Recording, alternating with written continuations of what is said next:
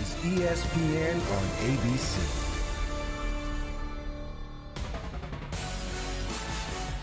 This is the NCAA FCS Championship on a Sunsplash Sunday afternoon, just 20 miles north of downtown Dallas. Welcome inside of Toyota Stadium here in Frisco, Texas. The 2-seed Montana Grizz, champions of the Big Sky Conference, getting set to battle the defending national champion South Dakota State out of the MVFC, the #1 overall seed.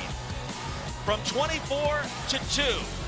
Remaining two programs in action today as South Dakota State convincing against UAlbany in the semifinals. Montana survived its second straight overtime win at home in Missoula.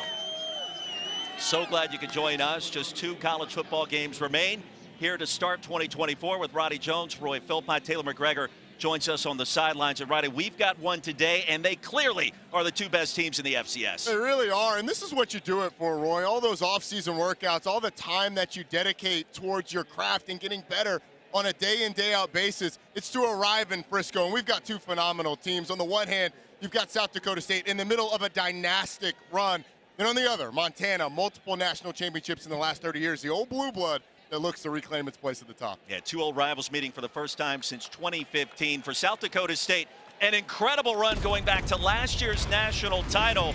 How about 28 games in a row? Their last loss came in the season opener in 2022 against Iowa. 14-0 this campaign, and the average margin of victory at over 27 points per. The defense has been elite, yielding less than 10 points per contest coming in. And we've got star power to tell you about today with Mark Gronowski, who just was recently named the Walter Payton Award winner. Last night here in Frisco, he was deemed the co-offensive player of the year in the MVFC, along with his backfield teammate, running back Isaiah Davis. Well, Gronowski, he was the MVP of this game last year, brings back a ton of experience. He is absolutely tremendous. He's actually started in this game 3 times, and he does it with accuracy, completing 68% of his passes. He averages 10.1 yards per attempt down the field. Incredible deep ball, but he also does it with his legs. He's a true dual threat, and at 6'3", 225 pounds, faster than you expect, and brings a lot of power to the quarterback run game, which he's flashed a significant amount there in the playoffs. And then he can also hand it off to Isaiah Davis, the best running back in all of FCS. 6'1", 220 pounds. You're going to see great feet in the hole, excellent vision and patience.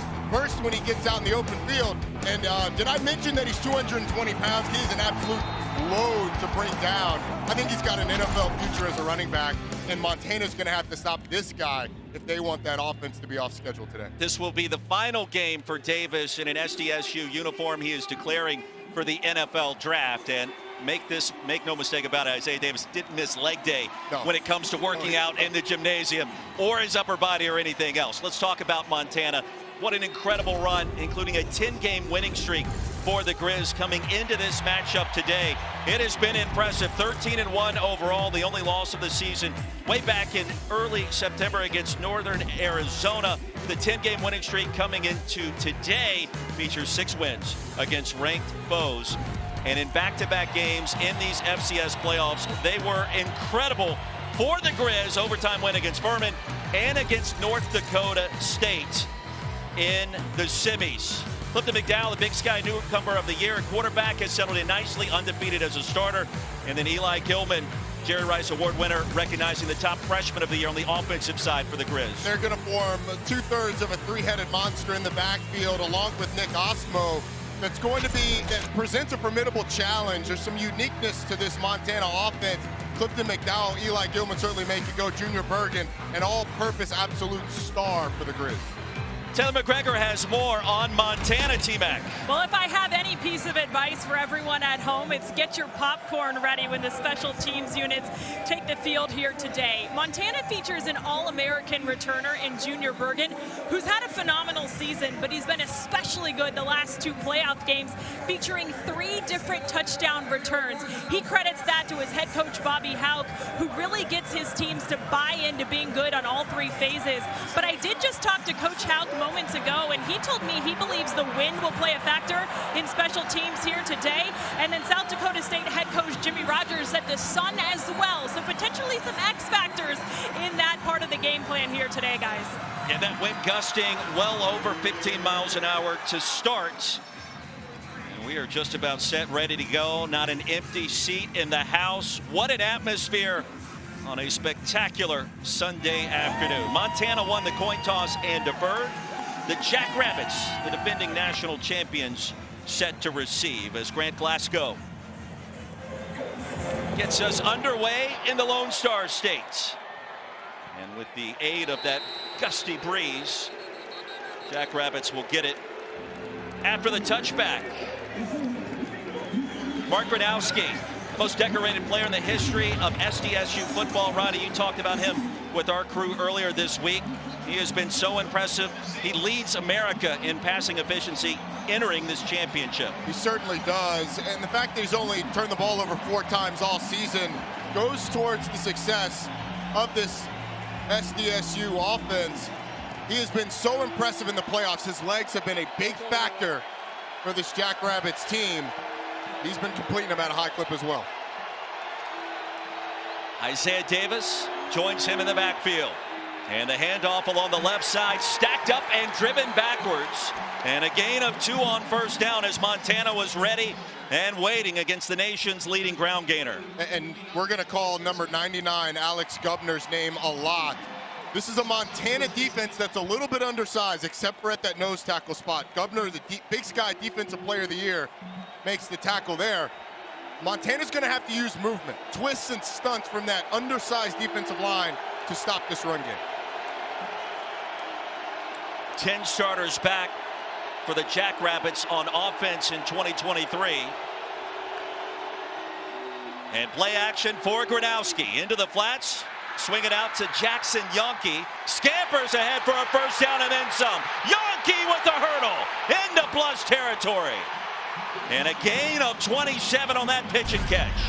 Tackling in the open field going to be huge. Gronowski does a good job just dumping the ball off. Nass Fouch not able to make the tackle, and Jackson Yonke makes them pay. The Yonke twins are a big part of this offense. Not just their ability to catch the ball, but after the catch, they are both explosive players.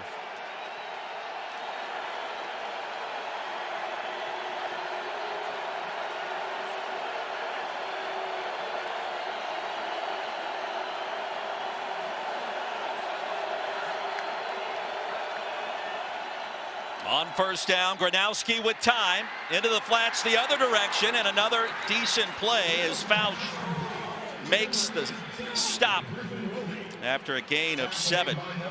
Another broken tackle though, and let's not forget that these teams last played. We got a flag. Illegal formation, more than 4 in the backfield. Offense. Southland officiating crew after the grab by Wilde. The infraction takes it back. Referee Gary Leeper. I believe that was an illegal formation call, but remember these two teams last played back in the middle of December. That game against North Dakota State for Montana on December 16th. South Dakota State played on the exact same day. So they've had 3 weeks off. Tackling going to be a big thing early in this game.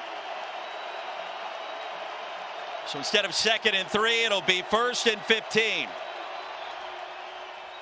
Gronowski again, this time to his tight end, Zach Hines. And back across the original line of scrimmage, a 7-yard pickup, Fouch the tackle. Jimmy Rogers, year number 1, leading the charge for the Jacks. He's a former defensive coordinator under Coach Stiegelmeier. He is yet to lose a game. And the Eddie Robinson Award winner, recognizing the FCS National Coach of the Year for his efforts in year 1. And a former linebacker for the Jacks. He saw his playing career come to a close dramatically against these same Montana Grizz in Missoula back in 2009. Handoff straight ahead, Davis. Picks up a yard. And it'll be 3rd down. Really nice job at the point of attack by Alex Gubner and Cale Edwards on that defensive line. Forcing a 3rd and long. This is where Montana has to win. They've been very good on 3rd downs. Mention the movement. This is where they thrive. They go man-to-man a lot on the back end. Trust their defensive backs. They're going to have to win those battles and try and get home to Mark Gronowski. Remember, Gronowski's legs play a big factor as well. Jackrabbits need 7. Time for Gronowski across the middle. That's enough for a first down. Braxton Hill with the stop. And the grab made by Jackson Yonke to move the chains in a gain of 8. Yeah, it ends up being man-to-man coverage, and Yonke running a crossing route just runs away from Trevin Gradney, creates a little bit of space, and that's all Mark Gronowski needs to deliver an accurate throw for a first down. SDSU leads the country in third down conversions, coming in at over 54%. Gronowski throws it back to Davis. Can he get to the edge? A nifty move to make something out of nothing. That play was read beautifully by the Grizz. A gain of 3. Janicaro, the tackle, makes his first stop wearing number 37. Yeah, that play should have been stopped for a loss of about 3. Really nice job by a really hard player to tackle on Isaiah Davis of creating a positive play out of something that probably should have gone for a loss. Jack's had an extra tight end, 83, Quentin Christensen, a reserve tackle. Mark Johnson on the field for the first time in the backfield. Gronowski again with time, fires it to Johnson. The pass is high, he corrals it, and a first down and a tough hit issued by Johnson on Ryder Meyer, and a gain of 10. It's a really nice decision by Mark Gronowski. They were trying to hit Michael Morgan on a little tight end wheel where he comes from the wide side of the field back to the boundary and then up the sideline. Montana covered that really well. So what does Gronowski do? Second time we've seen him hit the check down for a big game. 5 minutes in, opening possession in Frisco. SDSU on the move. Gronowski, a perfect start.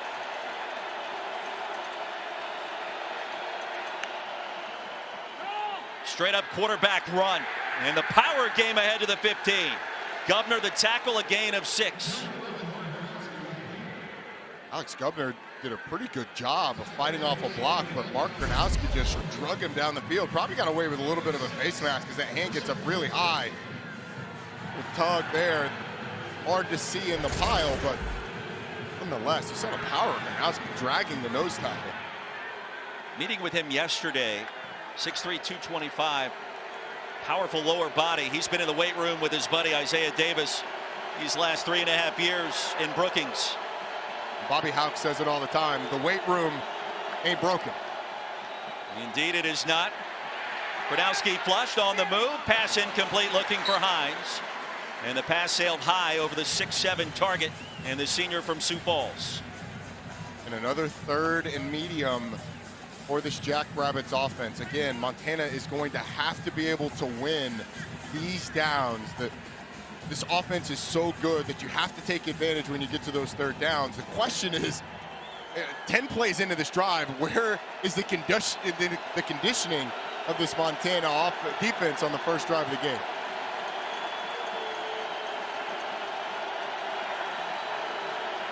Davis flanks Gronowski on 3rd and 4. Gronowski steps up, he's going to run for it. First down and goal for the Jacks. Gronowski stopped at the 5, a gain of 10. Meyer prevented the touchdown, but here comes SDSU. Well, they send the blitz, and Braxton Hill and Alex Governor almost get home, but it opens up a lane for Mark Gronowski. And this is what makes this South Dakota State offense so hard. Even when you cover well on the back end and you win your battles up front rushing the passer, they're still able to make you pay for a first down because of the legs of Gronowski. Kevin Brenner, Michael Morgan on the field at the same time to block for Isaiah Davis.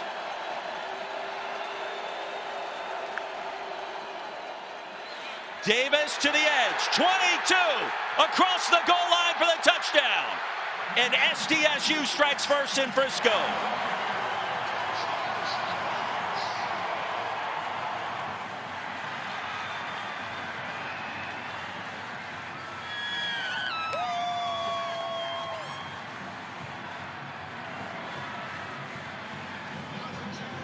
"17 rushing touchdowns on this season, and now 18 after that scamper that ties Jordan Fuller as the leader in the FCS. Fuller the standout for the Furman Paladins. SDSU now has scored an opening touchdown or field goal in 7 straight games. Getting back to the regular season, Hunter Dustman's extra point is good. And our new score, nearly 7 minutes in, 7-0. And the defending national champion strike first with Zay Davis getting the honors.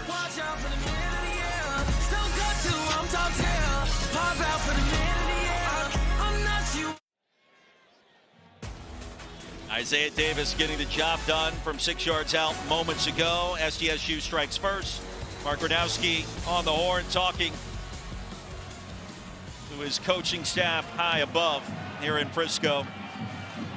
And we told you going out to break, how about 7 straight opening drive, ending in a score of some kind. Consistency, what you would expect from a defending champion. The numbers that this team has put up on both sides of the ball are eye-popping, that being one of them. I mean, to come out 7 straight games ready to play, put together a scoring drive, put the pressure on the opposite side, absolutely tremendous. Now, Taylor McGregor told you to get your popcorn ready. Montana and their special teams. Junior Bergen, the big reason why. Mr. Electricity. He's taken back punt returns for touchdowns, kickoff returns for touchdowns. He's done it all for head coach Bobby Haupt. And Bergen gets a chance. Into the sunlight, Bergen nearly lassoed down from behind, and there he goes. Junior Bergen across the 40, a return of 40, and Montana with outstanding field position because of the play and the return of Junior Bergen, Roddy. When South Dakota State is kicking this way, they're kicking into the wind, which is going to keep the ball in the field of play. And you see the things that make Junior Bergen special. The balance through contact and the speed up the sideline sets Montana up offensively pretty well. Second team All-American. We will see him in a variety of ways on offense this afternoon. Clifton McDowell on the field, a native of Spring, Texas. Some 250 miles to the south of us here in Frisco. Hands it off to Gilman. And the redshirt freshman powers his way to the 45. A gain of 3. And the tackle by Jason Freeman. And this offense didn't start with Clifton McDowell as its starter at the beginning of the season, but a guy who got here in the summertime after transferring in from Central Arkansas, eventually took over the reins of the offense.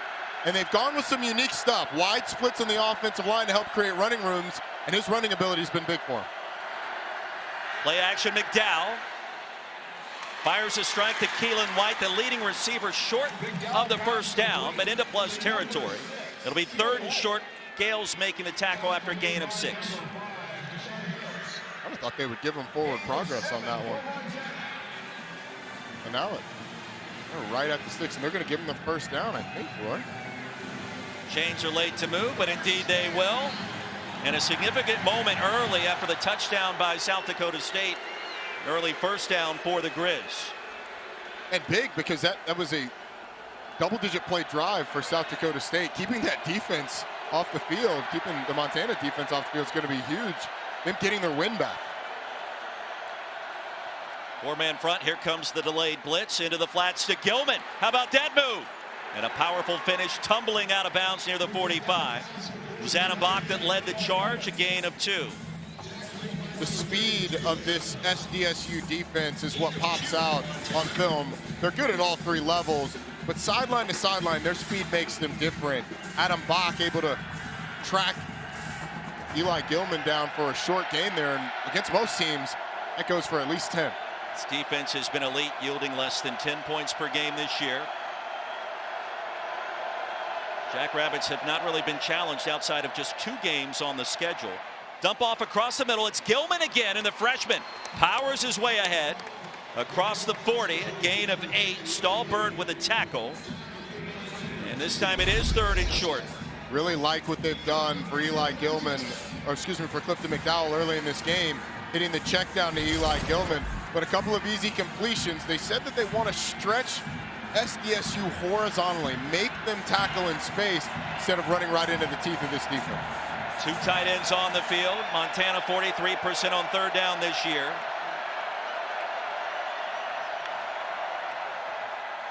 Eli Gilman straight ahead with a jump cut and a first down, and that was nearly 6 for the Grizz. A touchdown saving tackle by the shoestrings at the last minute. Gain of 4, and it was Colby Herter that prevented that potential score. Really good jump cut in the backfield by Eli Gilman. Bursts up the field, and you're right. If Colby Herter doesn't make that tackle, he hits his head on the goalpost for 6 for Montana. I'm always concerned that that's going to hurt the player No, that does it feels that. good because you run for a touchdown and you hit your head on the goalpost as almost a reward. Good vibes only is what I'm hearing. Right. Gilman, delayed handoff, and the give ahead to the 30. How about Gilman's power? He'll push the pile a little bit across the 30-yard line. He'll stop forward progress near the 30. And initially a gain of 5, but Gilman's been impressive as the Jerry Rice Award winner, recognizing the top offensive freshman of the year. He has, and I think the time off makes it, I mean, he looks a little bit more sprightly than he has the last few games, where that grind of the season starts to get to you. Nick Osmo has done a big part of carrying the football in the backfield he's in now over the last few games, but Eli Gilman looks like he's up for the task today. 26 in maroon and white, the first appearance for Osmo, the senior from Portland, Oregon. And on the jet sweep to the edge. And a good play for Xavier Harris. Ushered out after a gain of 4 more, and Montana keeping SDSU back on its heels on this first possession for the Grizz. Clifton McDowell is staring right down the barrel of a blitz as Jason Freeman's coming downhill. Freeman just guesses wrong. If he guesses the back, he makes a tackle in the backfield. It's a nice job, though, of Harris being able to get around all of the trash out there and get up the field. First big play for the Grizz, 3rd down and 1. Osmo the hammer in the backfield, he'll get the call. And I don't know, stacked up at the line, and he's going to be stopped short. Quentin Hicks, the senior from Wichita, creates 4th down for the Grizz. And Ronnie Jones, what do you do here if you're Bobby Hauck? Well, you're kicking in with the win, but the kicking game has been a bit of an adventure for Montana this season. They're leaving the offense on the field. I like the aggressiveness. I would put the ball in Clifton McDowell's hands, let him make a decision on some sort of zone read, unless you've got something better. Gilman in the backfield along with Osmo, who now motions to join him. They'll throw it. McDowell, Osmo, the senior, and a first down. Dragged down at the 20, a gain of 6 on 4th and 1.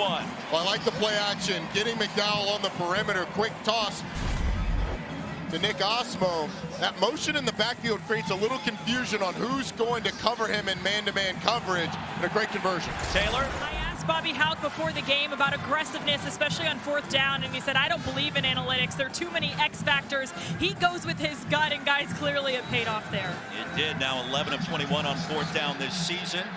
The Montana Grizz, Big Sky champions. Bergen and Gilman in the backfield.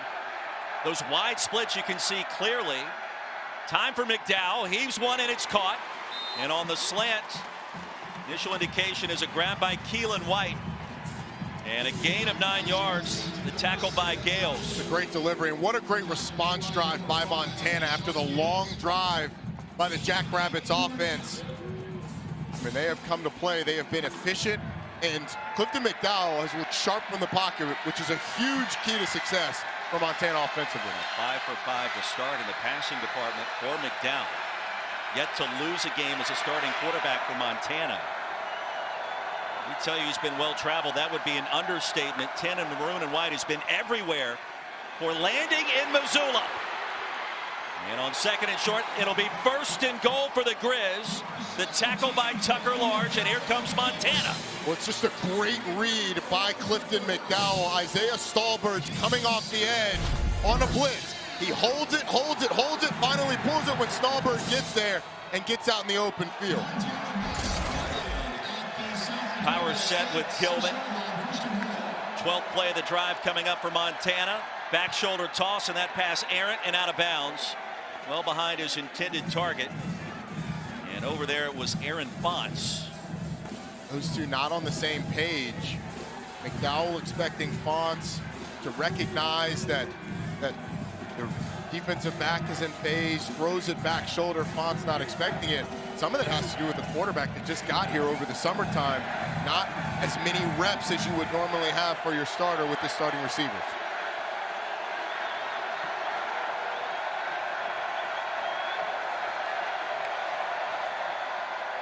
Gilman tried to cut it outside and could not get there.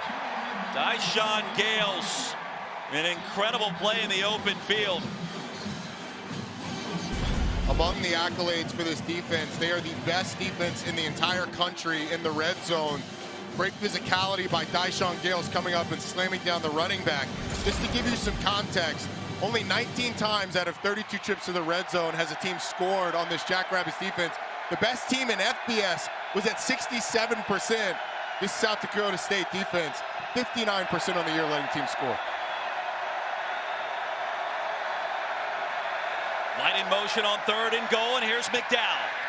Steps up in the pocket. What does he want? He'll carry it. Leapfrogging ahead and stop just short of the goal line inside the 1. Matthew Durrance upended him, and now 4th and goal from around the 1-yard line. Another decision for Coach House. Yeah, I mean, I think if you went for it before in the middle of the field, you go for it here on the 1-yard line. Question is, during that spin, does the ball ever cross the plane? It's a good call by the officials. Ball never gets there. I think the spot's right. 15 minutes in the books, 2 possessions. It'll be 4th and goal to begin the second quarter. 7-0 our score. We'll return with more. The FCS Championship after this message and a word from our ABC stations.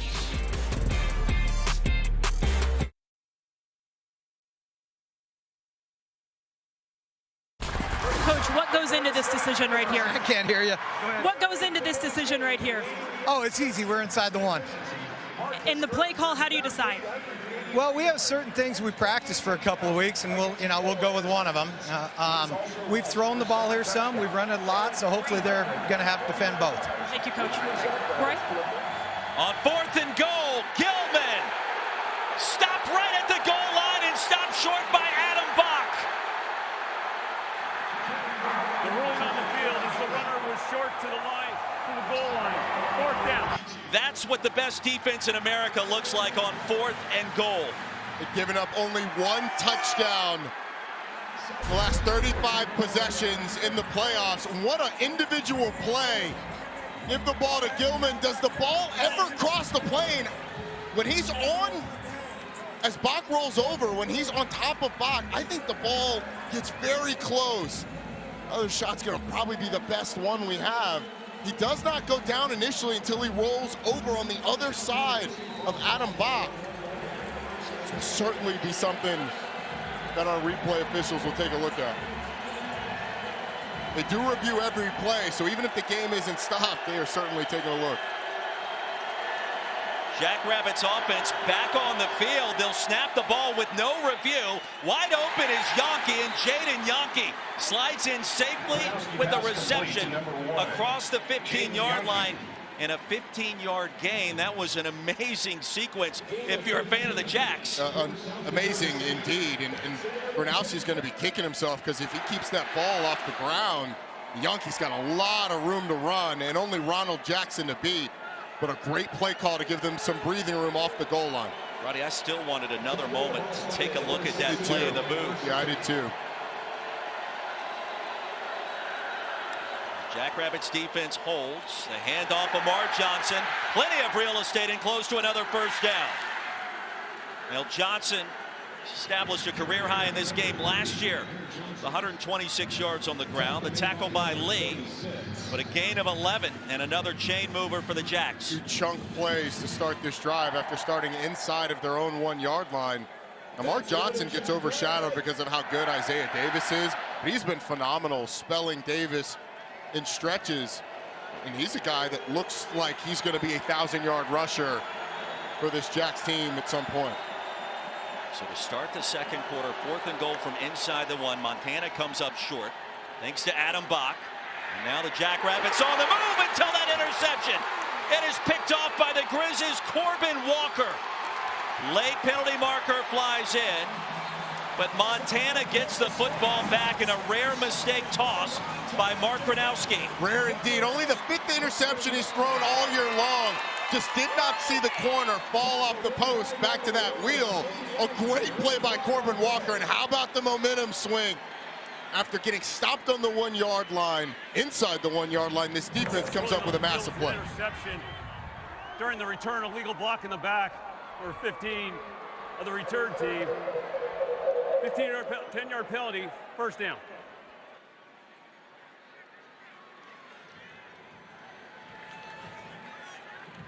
With a block in the back, we'll back it up. Walker, first team All Big Sky, records his 3rd interception of the season. 7-0, the defending champions in front of Montana, the 1 versus the 2, and Corbin Walker impressive, Roddy. And Corbin Walker reads the eyes of Mark Gronowski as he goes back to the wheel. This Montana offense with new life after getting stopped inside the 1.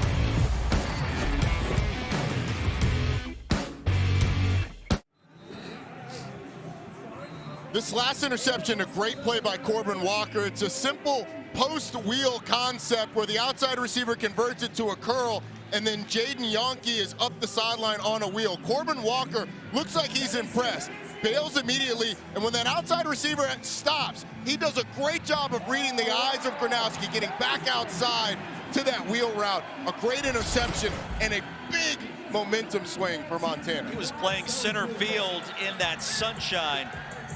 The 3rd pick of the season, is 2nd in the FCS playoffs, the last one occurring against Delaware. Meanwhile, Montana, after the block in the back penalty, sets up shop at the 33 of the Jacks. Clifton McDowell back on the field with Eli Gilman, Nick Osmo, and Isaiah Childs. Osmo! And the near side run, driven down to the 25. Montana's been tricky to start, a gain of 8 for the senior. And the big defensive tackle, Quentin Hicks, gets out in the alley and makes that play.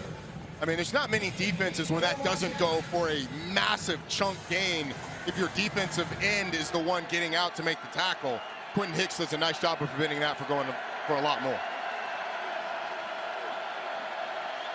Xavier Harris and Osmo in the backfield, and it's Harris to the left side. Harris breaks a tackle. Driven out of the 14. Montana, another first down. They've been executing the game plan really well, testing South Dakota State out on the perimeter. When you feel good about your skill, get away from all the trash on the inside and make one man make a tackle on one of your guys. They've done that really well, and it's why they've been able to move the ball down the field. Osmo, the lone running back, with McDowell, the quarterback. 3 minutes into the 2nd quarter, toss sweep, and Osmo barrels his way down to the 13. Short pickup, Tucker Large was ready, and loomed large on that play. I see what you did there. Tucker Large, really good player for this SDSU defense, one of their best cover players as well. For Montana, as the field constricts, you figure out a way to finish this drive. Empty set, you wonder if McDowell becomes a factor on the ground at some point on this possession. Bergen motions out. McDowell comes the other way. Keelan White brought down quickly. Right at the line is Jason Freeman. Started his career at the NAIA level. Overlooked and undersized, and he has been ultra productive in Brookings. Incredibly productive. And now Montana offensively, first and foremost, you have to protect Clifton McDowell. But secondly, what can you scheme up to get someone open down here in the high red zone? Riz 1 of 3 on 3rd down. McDowell, end zone, that front pylon, and broken up. Well, for a moment he had Fonts breaking open. Miles Taylor with the coverage, and he was on top of that play from the snap. South Dakota State loves its ability to go man-to-man across the board with the corners, the nickels. They do an excellent job. And that time, it's just a great job Miles Taylor playing the football. Nico Ramos has been perfect inside of 40 yards this season. He is the shorter distance place kicker for the Grizz. From 30 yards out on that right hash, and Ramos bangs it through. 10:51 to go in our first half, 7-3. But Montana on the board here in Frisco.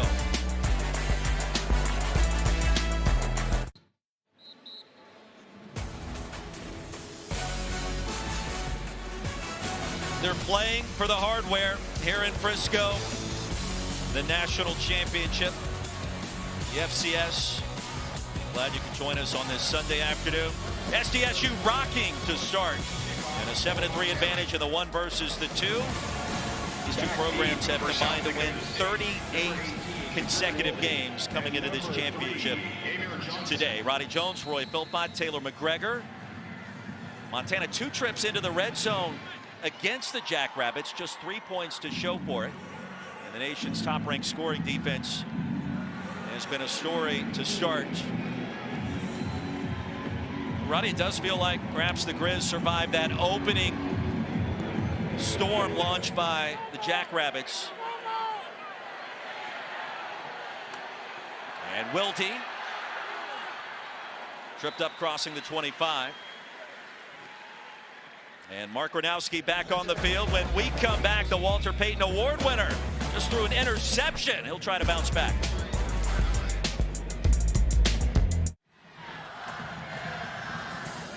South Dakota State with a 7-3 advantage here in the second quarter as we welcome you back here to Frisco and welcome in the NCAA president, Charlie Baker, because earlier this week, ESPN announced that for 8 more seasons, they will be partnering with the NCAA to broadcast all sorts of sporting events, including the FCS championship on ABC for 8 more seasons.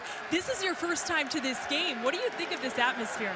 Look, I think I was told this is a great place to play in and watch a football game, and it absolutely is.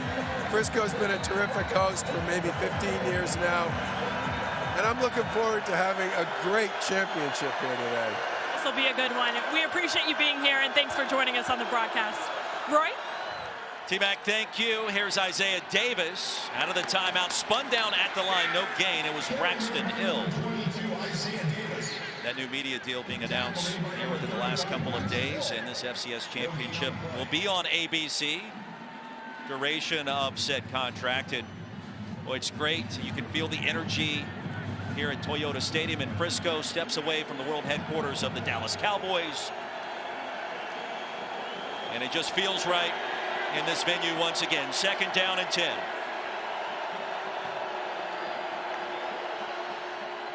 Gronowski with a crease and a first down. Mark Gronowski into Montana territory, still on his feet to the 40. Giannicaro able to latch on at the last minute. It's a gain of 33 on the ground. Look, it was a hole the size of Texas, and Isaiah Davis leads through. He's looking for someone to block because the left side of this offensive line just opens up a massive lane. But how about 22 getting down the field, finishing a safety and allowing Mark Gronowski to have the big gain. Love that call early in a drive. The co-offensive players of the year in the Missouri Valley Football Conference orchestrating that run. 2 players also participated in high school basketball for a number of years, competitive in that arena. So about a season ago when they elected to stay off the hardwood, Gronowski nearly spun down and heaves it out of bounds. An athletic play to avoid the sack. Riley Wilson had a golden opportunity. His 9th sack of the season, couldn't corral the quarterback. 42 Riley Wilson is the guy in pass rush situations that Montana likes to rely on. He's athletic, he's got bend, a really great move with his hands against the right tackle, John O'Brien. The strength of Gronowski avoids complete disaster. Riley Wilson doing a nice job winning a one-on-one battle in that defensive line to get in the backfield. It's outside of the tackle box. That was one of the reasons, no intentional grounding. 3-man front for the Grizz. They line up in a 3-3-5, but it is far from normal in that regard. Davis lays the lumber and caroming out of bounds. Here the 36-yard line. That was Garrett Graves on the wrong end of that collision. It'll be 3rd down. You mentioned the 3-3-5 that this Montana Grizz defense lines up in. Their success is predicated because they're a little undersized on movement, and they're so sharp in their movement. They're going to send guys from all over the place. Last couple 3rd downs. The last one they sent pressure, and Gronowski was able to scramble. So far, South Dakota State 2 for 2 on 3rd down. Jackrabbits need 7. Gronowski, quarterback run, no. Stop near the line of scrimmage. Hayden Harris able to snip that one out. Ryan Tyrrell. I think this is a little too far if you're South Dakota State to go for it here. It's 4th and about 7, so I think you play the field position game. They're sending the punt team out. I agree with Jimmy Rogers' decision. Our analytics told you 4th and 7 or less would be a go. I like the Rogers-lytics here. Punt the ball, play a little field position. Punting with the sun in Junior Bergen's eyes. Out of the range of Hunter Dustman, who also handles punting duties for the Jackrabbits. Rare kicker that executes both on special teams for one team. And Dustman sends that one out of bounds beautifully at the 5. Grizz get it back when we come back to Frisco.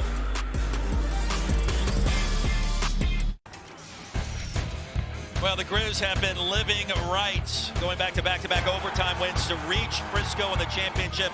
Take it back to December 16th. Eli Gilman, a 13-yard run in overtime against North Dakota State, and then Junior Bergen happens. The 2-point conversion to Keelan White. North Dakota State comes up empty.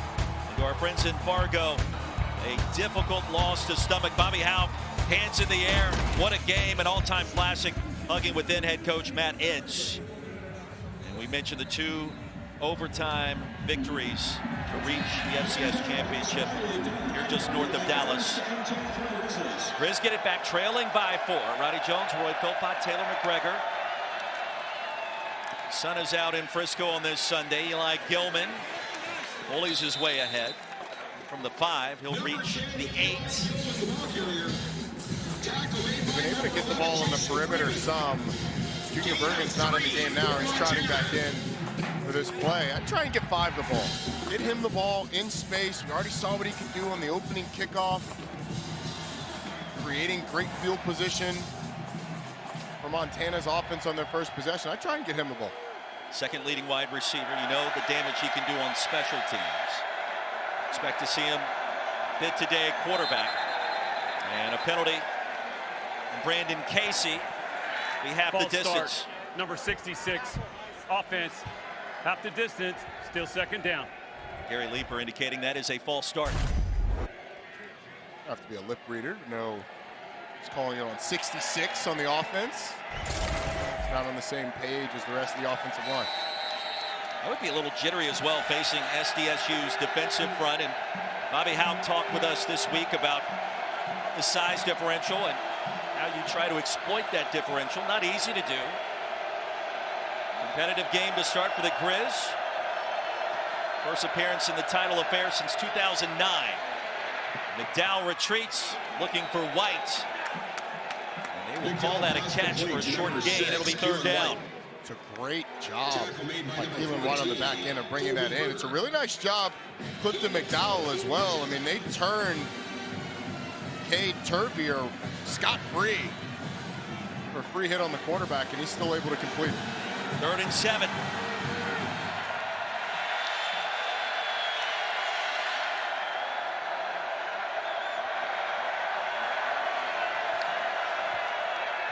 Gilman racing out. McDowell fires in his direction. That should be enough to move the chains.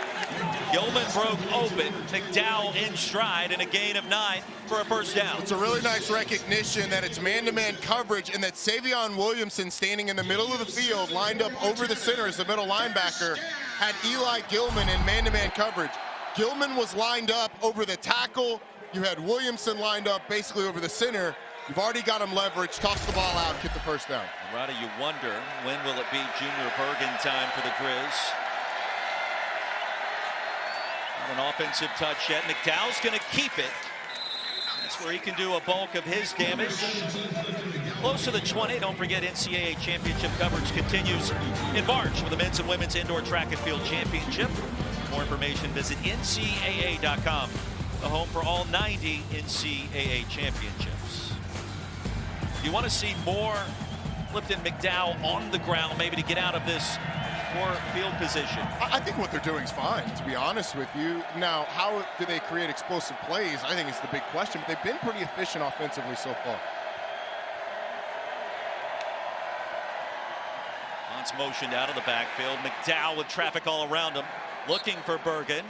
Taylor? Clifton McDowell is dealing with an injury to his right leg. You can tell he's limping on it a little bit. He came to the sideline prior to this offensive series, and he had trainers work on it. He then got on the bike. He's been massaging it out. Clearly still in this game, but just something to know and pay attention to. Yeah, and that last run, the design quarterback run, it looked like he was a little gimpy. See if he's able to move in the pocket, if SDSU is able to get any pressure. Bergen lines up in the slot. Bottom of the screen. 3rd down and 8. McDowell, pocket collapsing, and so does Clifton McDowell. Sacked at the 13, and a loss of 6. And it was a race to the quarterback that time as the offensive line came from the interior. Really, what kind of came from everywhere. A lot of the pressure came from the left side. You're going to see the 2 defensive tackles, 2 defensive line players cross the faces of the offensive guard and tackle, and then you get pressure off the edge. The thing is, with those wide splits, it can be tough to cut those defensive linemen off. Hey, Turvier, according to sack that time. That may have touched a jackrabbit. Ball pops out, and who has it? Grizz say they do. And they do. The second turnover for SDSU. And Eric Barker able to jump on it to recover the fumble. Well, it's just misfortune and a little bit unlucky for South Dakota State. The punt ends up being short. It bounces up and hits the back of number 23, Matthew Durance, who actually had a big play earlier in the playoffs against Villanova, blocking a punt and returning it for a touchdown. But it bounces up and hits him in the back. He knows it immediately.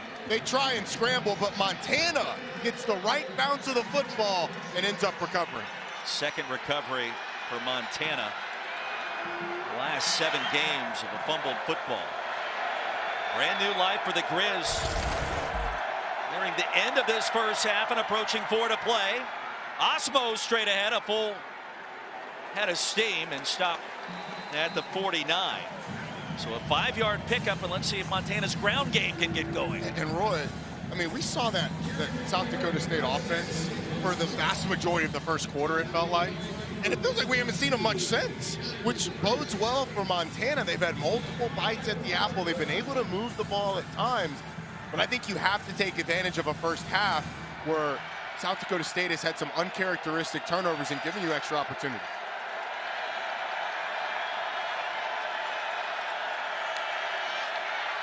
Four-man pressure, empty backfield for McDowell, across the middle. Junior Bergen, first catch into SDSU territory, and a gain of 12. This is Clifton McDowell at his best in the pocket. Clean pocket, sees it well, in-breaking route. Junior Bergen right behind the linebackers, fires it in before the safety's able to get there. Really great offensive football by Montana. Was an all-state quarterback in high school. Also all-state on the hardwood in basketball for Junior Bergen. Dynamic athlete, a difference maker so far. He'll get it again. And the far side toss, driven out by Dallas Beatum. So the second grab for Bergen, and a penalty marker on the play. Let's see what happens. Holding, number 76, offense, 10-yard penalty, still first down. Journey Grimsrud is the guilty party. Instead of a completion of 6 yards, the penalty backs him up 10. Yeah, it's a really tough penalty. It's nothing to do with the play. but just slings the defensive lineman down. Look at his number 52, Jared DePriest. Unfortunate for Montana, way behind the sticks now. The biggest play so far in this first half, 4th down and goal. Adam Box stopping Eli Gilman from inside the 1-yard line. Montana gets the ball first in the second half. I think you're thinking clock here too if you're Montana, trying to get this as close to halftime as you can. 3 timeouts remaining, approaching 2 to go in the half. McDowell directing traffic and trying to spot Fonts. Passes high and incomplete, and coverage was Tucker Large. You wonder how much that leg is bothering him. There was a lot of room for him to take off and run. Would have been one-on-one with Isaiah Stallbird a little bit down the field, but there's probably 5 to 7 yards that were gimme yards. So you wonder how much of that leg is bothering him. Now McDowell's story, he began his college football career at Louisiana, transferred to Kilgore Junior College, Central Arkansas, was committed to Southern before a May trip to Missoula last year. Allowed him to flip that commitment to the Grizz. Never lost as a starting quarterback. He'll buy some time and throw it into the turf with pressure coming and Osmo in the area. 3rd down and 20. South Dakota State did a great job of sniffing out that screen. And now, remember Montana, it's 3rd and forever, a little over 2 minutes left. I'm sure you just don't take it and hand the ball off. Try and pull a timeout from Jimmy Rogers in South Dakota State. But I think you're playing conservative here. Last thing you need is a turnover. And your point about the Grizz getting the football to start the second half would make some sense there as well. 3rd down and 20, and they'll stop this play before it starts, and a timeout called by Montana. 7-3 our score, 2:02 remaining in our first half in Frisco. Montana, first time out of the half.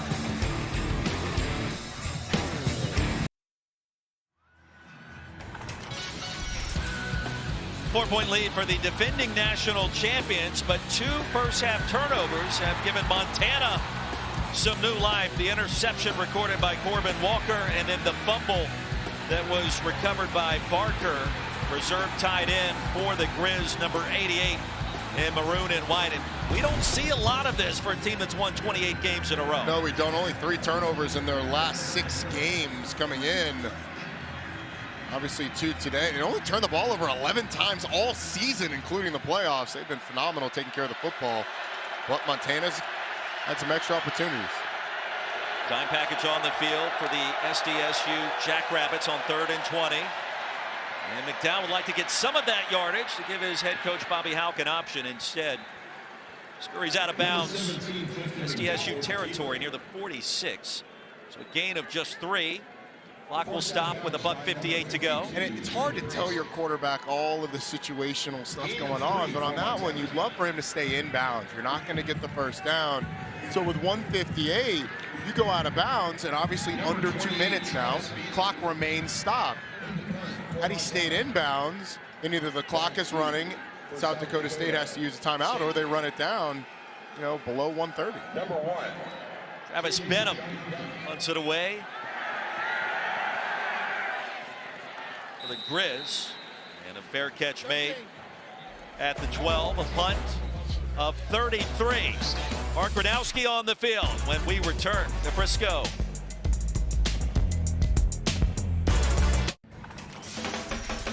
Well, it was almost 1 year ago to the day back here inside of Toyota Stadium. Isaiah Davis got the scoring barrage started for the Jackrabbits.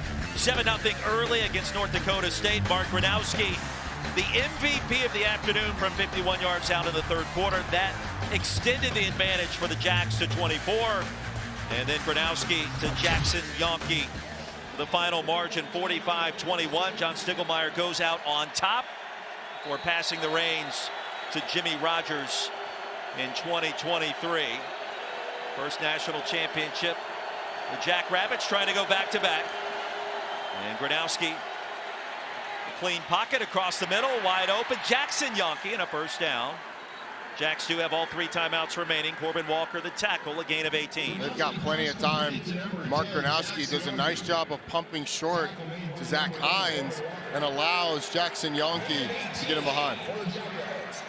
Yonke looking comfortable in the face of pressure late, fires it out of bounds. That should be intentional grounding. Inside the tackle box, it appeared from our perspective.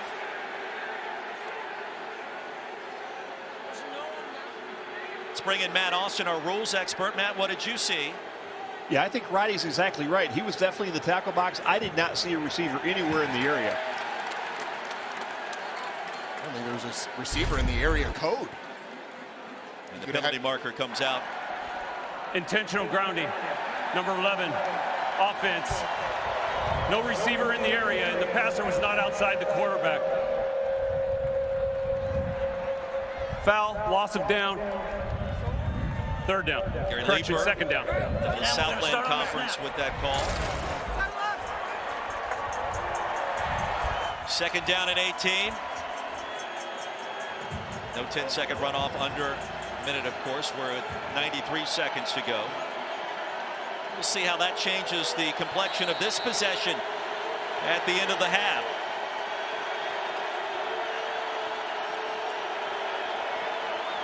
Four-point game. Mar Johnson over the right side, spun down after a gain of a half-yard by Riley Wilson. Who wants to call a timeout at this juncture? No one. I think if you're South Dakota State, you're letting this thing run down as far as possible, calling a timeout, and then figuring out what you want to do on third down. Now, South Dakota State runs the ball in this third down play and they get stopped. Montana is absolutely calling a timeout to make them punt the ball away and potentially give Junior Bergen a chance at this, but you got to come up with a stop here. Less than a minute to go. Grizz have 2 timeouts remaining. Jacks with all 3. And it's Johnson again over the right side. Fumble down across the 35 by Meyer. 13 on the play. And a timeout for the Grizz. So 45 seconds remaining in the half. 30-second timeout. Montana. 13-yard gain makes that timeout a little more iffy, I think, if you're Montana. I certainly don't think SDSU is going to go for it, but they're probably 6 feet from being in an area where they might think about it. Good old analytics. Don't forget, number 1 Michigan takes on number 2 Washington. The College Football Playoff National Championship game presented by AT&T. It's tomorrow night, 7:30 Eastern on ESPN from NRG Stadium in H-Town. We'll have pregame coverage all day. We'll have you covered for the game on every platform, TV, radio, and digital.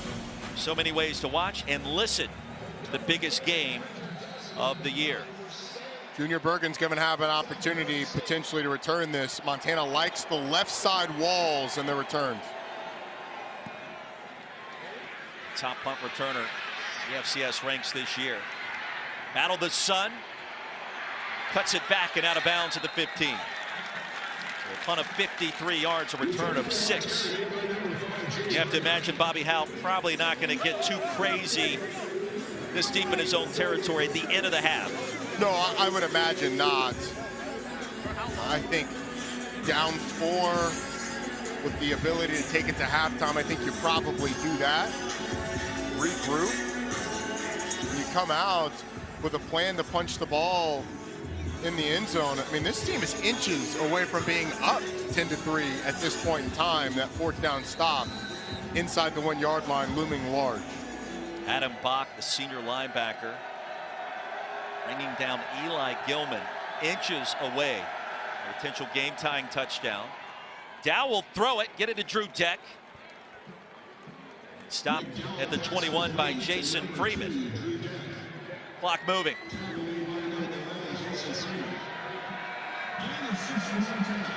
Three-man front, 3 safeties on the field for the Jackrabbits, with a seam and a completion to Aaron Fonts.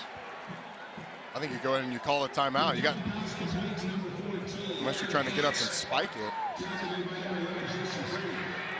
The clock winds down. Grizz with 1 timeout remaining. They won't use it here. Second reception for Deck. Stopped at the line to gain, rather. Let's see. Mock the tackle on a timeout call. Timeout. University of Montana. Final timeout of the half. 30 seconds.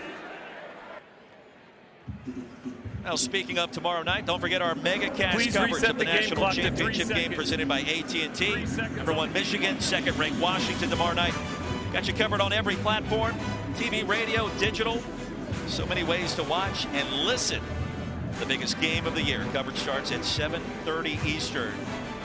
Got the Michigan hometown radio broadcast, the Washington hometown broadcast.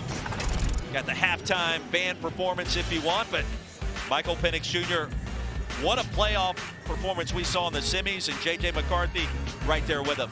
We haven't had situations where J.J. McCarthy had to come up with big plays in the clutch, but he certainly did that in a classic Rose Bowl. 3 seconds and I'm on the not game sure clock, I've seen a please. performance all year long as good as what Michael Penix was in the Sugar Bowl. Not only his ability to throw with accuracy, the ability to avoid sacks, reset, deliver the football. He is absolutely tremendous. The deep ball precision, immaculate. The Pac-12 champions. The final play of the half, McDowell surveys. Arm strength on display. To the goal line. And intercepted. It was picked off. Jackrabbits have it. And Dallas Beanham racing back to the 35 before he's tackled there. Now the 5th interception of the season for Beanham to wrap up an entertaining first 30 minutes. But there was a shot there for the Montana receivers. It's a nice job of getting to an opportunity to heave one in the end zone. I think Bobby Hauck will feel pretty good about where his team is going into halftime. 7-3 our score. We'll return with more of the FCS championship after this message and a word from our ABC stations. 7-3 our score. We'll get you to the studio after this short break with Matt Berry, Booger, and Coach Mullen. Hey, 7-3 at the half, Coach. South Dakota State trying to go back-to-back national championships. They've got all the skills to do it. Well, they know they play great defense. And the problem for Montana in the first half, the 2 turnovers by South Dakota State, they're making mistakes, not playing like we normally see them play. They did not take advantage of those turnovers, and now they're going to have to find a way to make plays against that great South Dakota defense. And somebody's got to create an explosive play in the second half because it's just too tough to drive the football up and down the field. Boog, you settle down with that. Settle down with that FCS the breakdown. Jackrabbits coming at you. Jackrabbits and Grizz, Corbin Walker. Is it going to be a big play? Is it going to be a defense? Is it going to be a back-to-back national championships or fun at the Yellowstone Ranch? Montana's got the ball when we come back.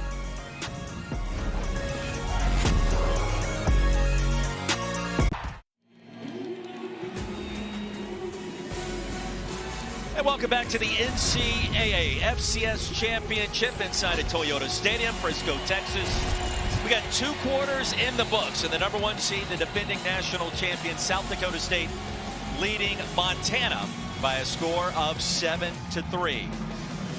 Well, 19,000 plus on hand here. It was a great atmosphere in our first half. Welcome back to our broadcast position. Roddy Jones, Roy Philpott, Taylor McGregor joins us on the sidelines in just 1 minute. And look, Montana has a chance. They came in as a heavy underdog.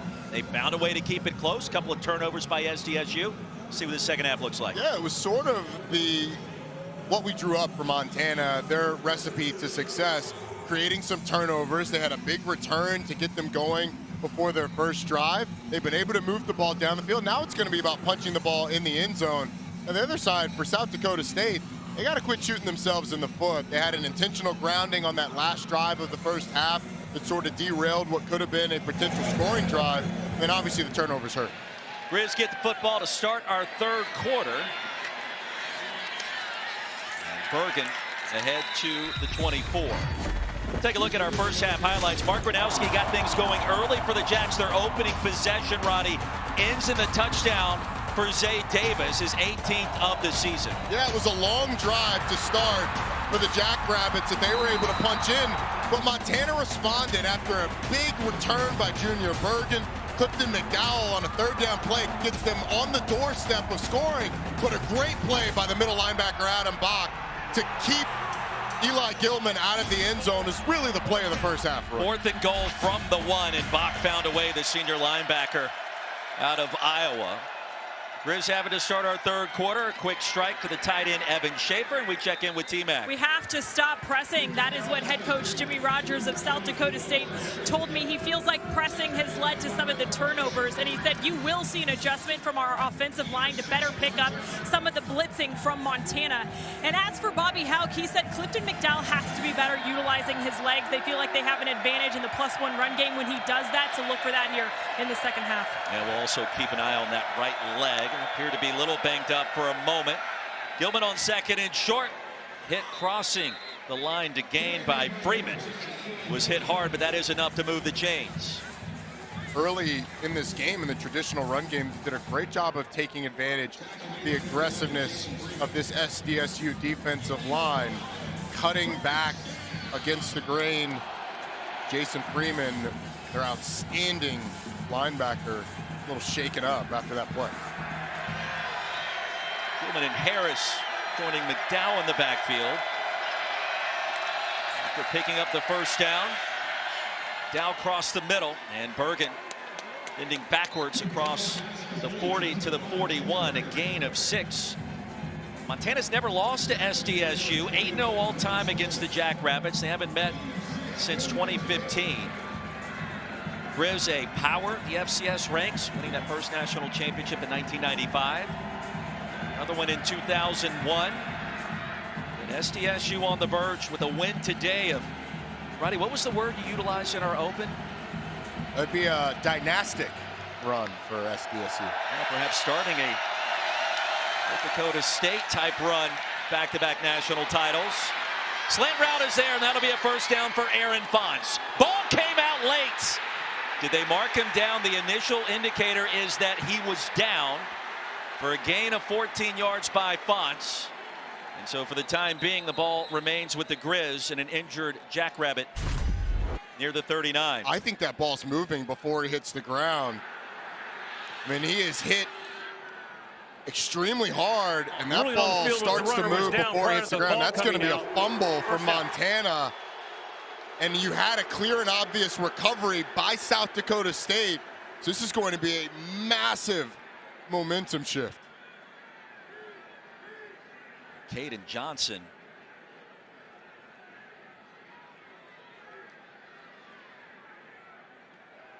Injured player. That last play will be reviewed as well. 2 minutes into our second half, and a lot to unpack when we return to Frisco.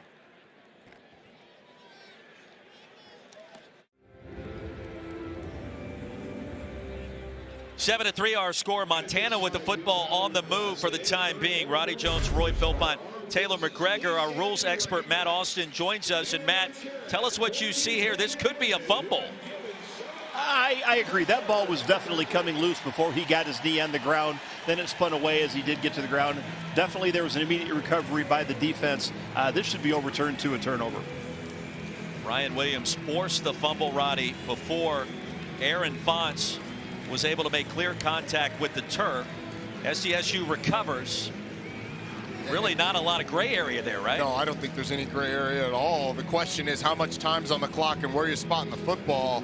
That's really what you have to figure out, because I think after that first look, you know it's a fumble. Dyshawn Gales, as Matt said, immediate recovery after that ball hits the ground.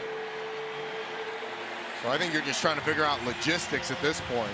Call on the field was that the runner was down. It's got to be indisputable video evidence to overturn it. I don't know about you, but that appeared to be indisputable video evidence. Well, you're not getting any dispute from anybody on this crew. A replay official, Rodney Johnstone.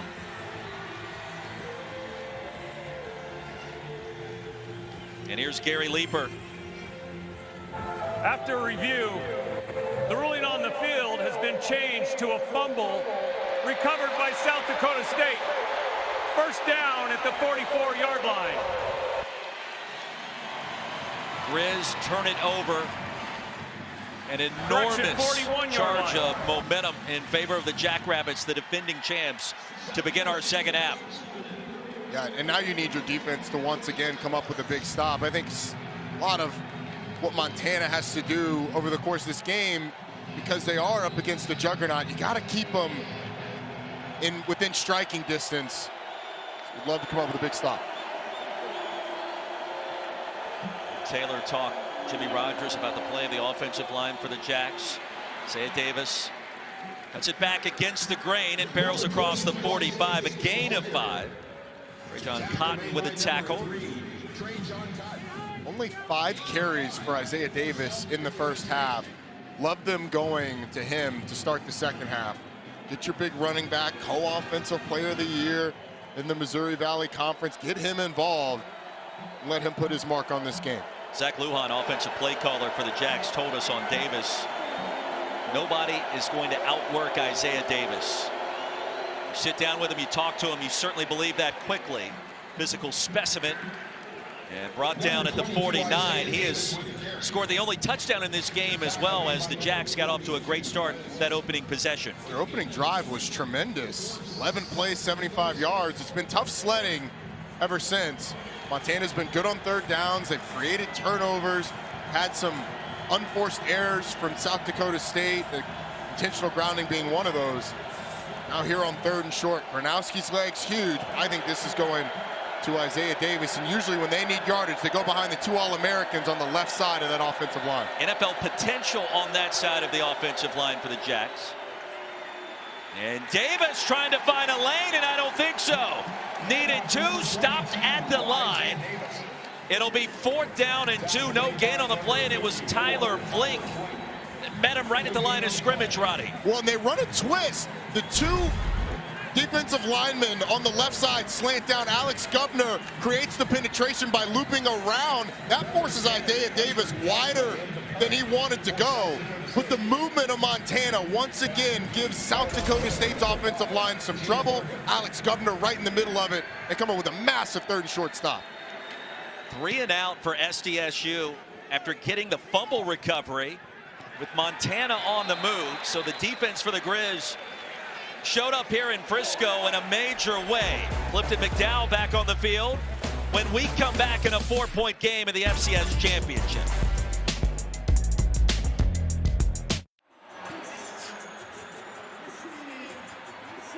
Sunsplash Sunday afternoon back in Frisco, Texas, here the home of the FCS National Championship. And our thoughts and prayers remain with our friends in Missoula, remembering one of the all-time greats. Don Reed passed away last Wednesday. 4 days short, watching the Grizz compete for another national championship at the age of 90.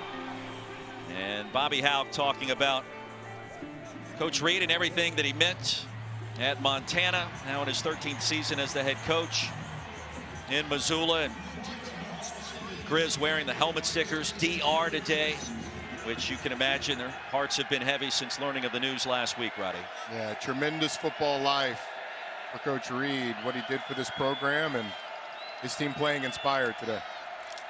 And the first national championship for the school in '95.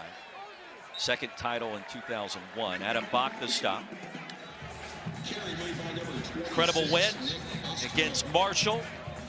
Include that 1995 campaign, 13 and 2 that year, and then 6 years later, head coach Joe Glenn directed the Grizz to the win in Chattanooga against Furman by a touchdown. Dow escaping pressure on 2nd and long, will get what he can, and shoved out hard by Adam Bach. I love Clifton McDowell there using his legs, but I'd love to see him make that decision sooner. As soon as you avoid that first sack, take off and go. Don't let the linebackers have any time to recover. That would have been a first down if he decided to go right away. Now you've got a 3rd and medium. Roddy's done a good job today avoiding the big mistake. Can he make a play down the field at some point?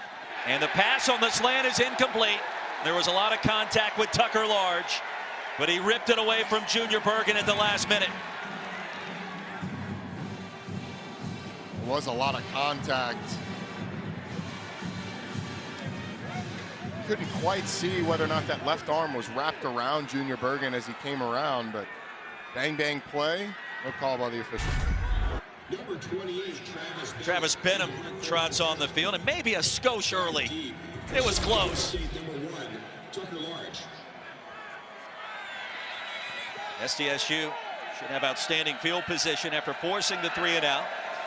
After the Grizz forced a 3 and out.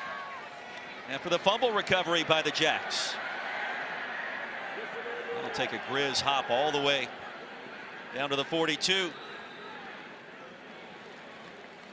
Mark Gronowski take over from there. Don't forget our Super Tuesday basketball doubleheader. Antonio Reeves, number 6 Kentucky, fresh off the comeback in Gainesville against Florida yesterday. We'll welcome Mizzou to town. That's at Rupp Arena at 7 Eastern.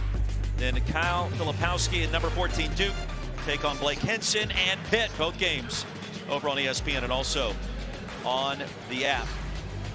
College basketball returns in a major way as league play is underway around the country. But we have 2 more football games left to conclude the national championship tomorrow in Houston and the FCS national title game here today in Frisco. Gronowski with time, fires a strike, and the pass caught by Jaden Yonke. Spun down to the 49 by Ryder Meyer and a gain of 7. Big thing that stands out is there has not been a single drive since that first one that's lasted longer than 5 plays. Montana's done a really nice job of creating negative plays and coming up with some timely stops. But I think if you're South Dakota State, you want to get Isaiah Davis involved more, but also staying on schedule, the biggest thing. You wonder when Jackson Yonke could get involved. Penalty marker. Appeared to be a tunnel screen with twin brother Jaden.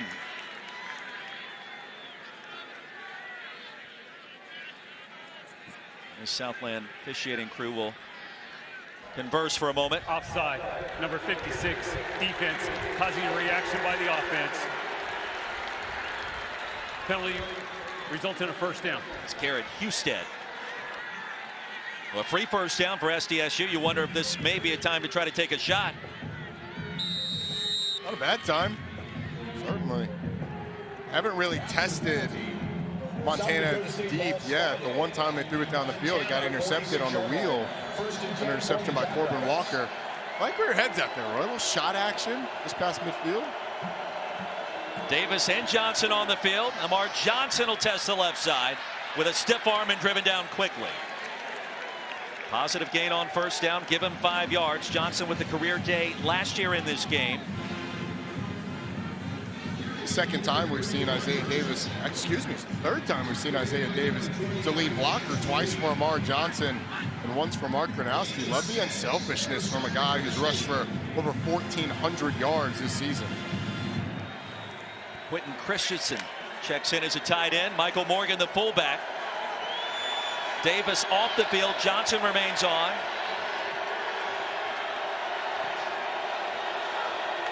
Jaden Yonke in motion. And it's play action. Gronowski wants the shot and he'll take it. Double coverage and incomplete. Well, Yonke was open for a minute and that play took forever to develop. And Ronald Jackson deep down the field in coverage, got a hand on it. The ball just kind of hangs up in the air. Jaden Yonke gets behind the defense, but it's so far that Ronald Jackson, the backside corner, has a chance to recover. And he doesn't believe that he got there in time. I mean, it's like he's surprised that he arrived and the ball was still coming. And he turned around. That's an interception in the end zone. Transfer from Akron. You wonder, too, about the sunshine and how that could impact plays on that side of the field. Although I do feel like the sun has moved back more behind us and not directly in the line of sight there. Big play on 3rd and 3. And here comes a flag. Oh, big call. It appears to be a false start. False start, number 61. Offense, 5-yard penalty, 3rd down. Evan Burnson. So instead of 3rd and 3, it's 3rd down and 8. South Dakota State only shows is their 3rd penalty so far. One of those, though, the intentional grounding, was really big. See number 61 leaning a little bit back in his stance. Montana, if you're able to get pressure, you have to be able to bring down Mark Gronowski. Have not been able to get to him. Has been kept clean so far. Here comes the heavy pressure. Gronowski escapes on the move. Hines has it. The massive tight end. Zach Hines upended near the 11. Ryder Meyer prevented the touchdown. How about a gain of 33 on 3rd down and 8? Well, the tight end just keeps working. They send the blitz. Excellent job of picking it up, particularly by Isaiah Davis in the backfield. And then a really nice delivery by Mark Gronowski to Zach Hines. for the big gain. And this is the area of the field where the tight end becomes a massive, massive weapon. 6'7", 260 pounds, the senior from Sioux Falls. A red zone weapon, to say the least. From the 10, will fake it to Davis. There goes Gronowski with a cut across the goal line for the touchdown.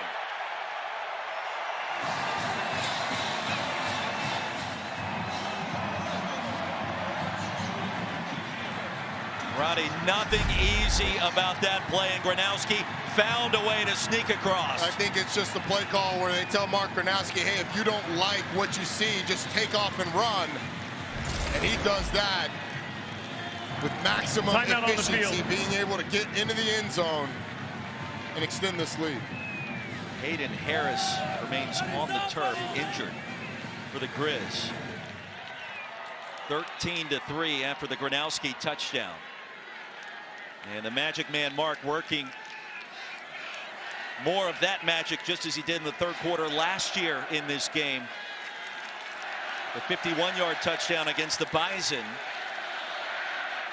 And such a weapon with his experience. He's now thrown for over 3,000 yards this season. That production coming on this drive. And for the most part, you know, he's going to play mistake-free football. We saw the one pick in the first half, but one of his first true mistakes in these playoffs. Yeah, and I think it's the experience and the decision-making that sets him apart. There's obviously physical talent there, but his ability in that situation to make a quick decision that, hey, we're going to take off and run. It just allows him to sort of catch the defense on their heels, and by the time they recover, there's a seam, and he's able to dive into the end zone. Harris still slow to get up, and he may have collided his own teammate, a little friendly flyer as Gronowski scoots across the goal line, those knees above the turf.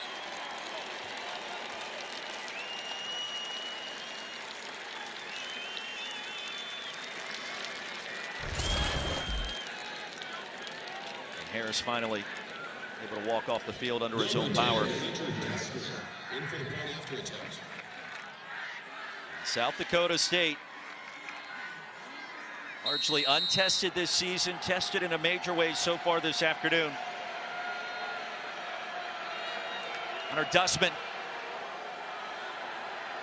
is connected on 66, 68 PATs this season.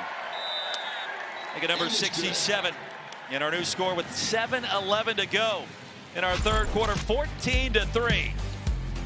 Started with this big third down conversion. Gronowski getting out of the pocket and delivering to Zach Hines. And then the Walter Payton Award winner for the best player in America extends the lead to 11.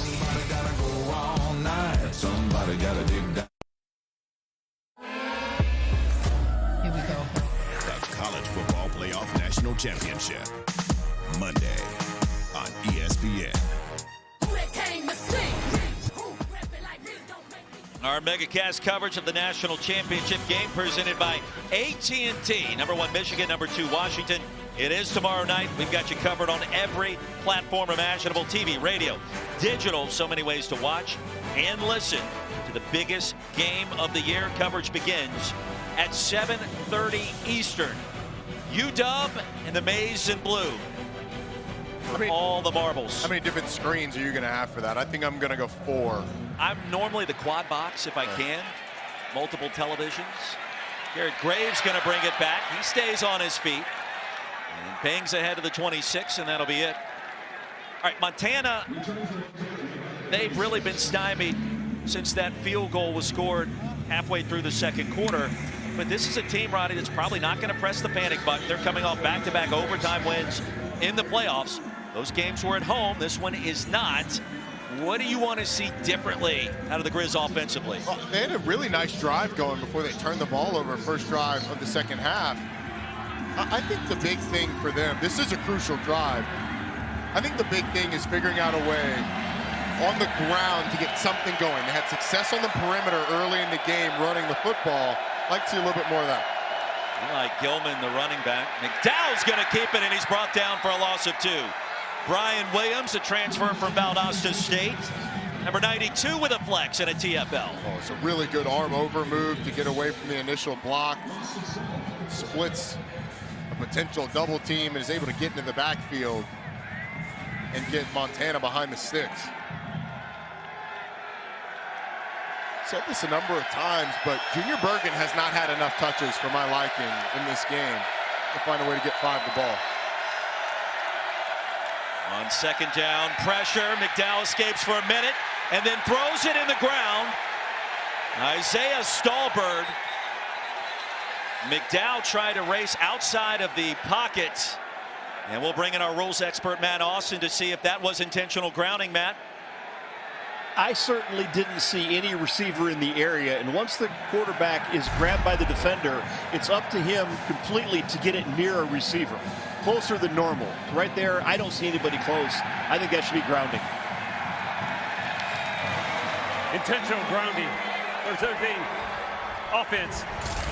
Lost it down. Spot on the foul. Third down. And indeed, the infraction was called. Third down. And a long ways to go for the Grizz. And now Jimmy Rogers, the former defensive play caller, SDSU, the head coach, year number 1. You wonder what he's thinking about at this point in time and perhaps bringing more pressure to McDowell. I mean, I think you're dropping 8, maybe even 9, and making McDowell throw it underneath and come up and make a tackle. 3-man front. There's the screen. Gilman. And yeah, they were waiting, sitting back. Cale Reeder, Tucker Large combined to make the tackle. He may have lost another yard or 2. And SDSU swarming on that occasion. Just what the doctor ordered for the Jackrabbits as they've gotten a little bit of momentum. Defense comes up with a big stop. And now you're going to get your offense the ball back.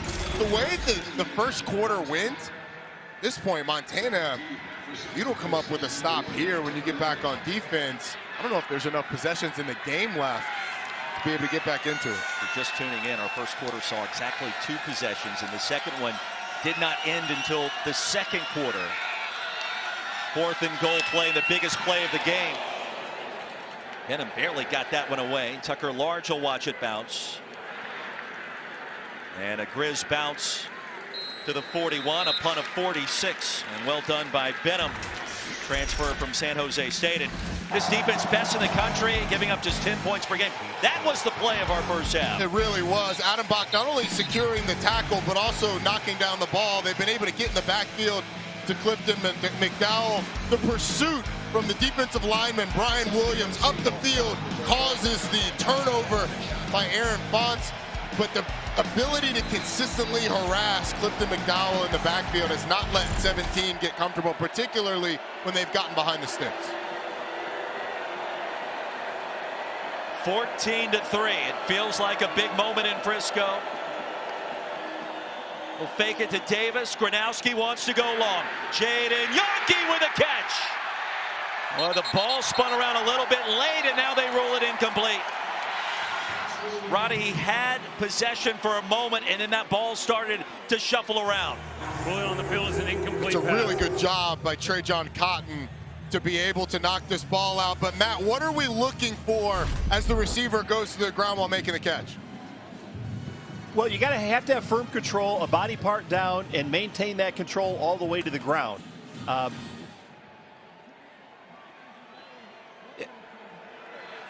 I think any review here would stand. I mean, it does look like he's got control. It looks like they're still fighting for it on the ground, which could be considered a second act. But in this case, you just got to hang out of the ball. Yeah. The ball jostles loose after he hit the turf. I agree with Matt. Not kind of, I do agree. Looked like South Dakota State was waiting to give the officials as long as they could to take a look at this. South Dakota State, it's first time, charge timeout of the half. 30 seconds and very close. I think if it's ruled a catch on the field, it stands. But because it was ruled incomplete, I'm not sure you can overturn it. Well, that was a big call on the field. I mean, clearly, Jaden Yonke has it. He has control of it. As he hits the ground, I think he maintains possession through hitting the ground, and then Trajan Cotton rips it out after he rolls over. I think it's much more a catch than not. I don't know if there's enough upon replay to overturn it.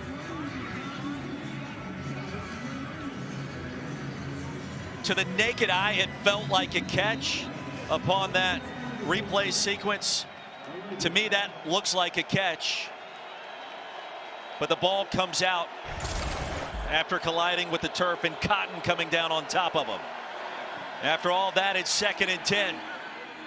And into the flats, Jackson Yonke going to record a first down into Montana territory. And a gain of 13. One of the things I love about this offense is how they use personnel to create space. You go with a tight end and a fullback, and it makes Montana go big, focus on the run. Well, what is it? Creates a one-on-one on the outside between Jackson Yonke and the defender, Trevin Gradney, and there's just so much space to work with that it's an easy pitch and catch. Yonke twins have been instrumental in SDSU's success the last 3 years.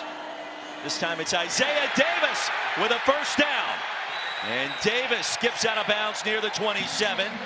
That'll move the chains, and a gain of 18 more for the Jackrabbits. It was the left guard, Mason McCormick, 3-time team captain, All-American, that makes this one. Number 60 opens up a massive hole for Isaiah Davis to run through, and then down the field, he's going to punish a defensive back. And Roddy, between Davis, Greenfield, McCormick on the left side of that offensive line, those are names you're going to hear at the next level in the coming years. Yeah. Next level as in National Football League. Yeah, I think Isaiah Davis and Mason McCormick have big-time futures at the next level. Power formation. Davis has it over right tackle, brought down quickly.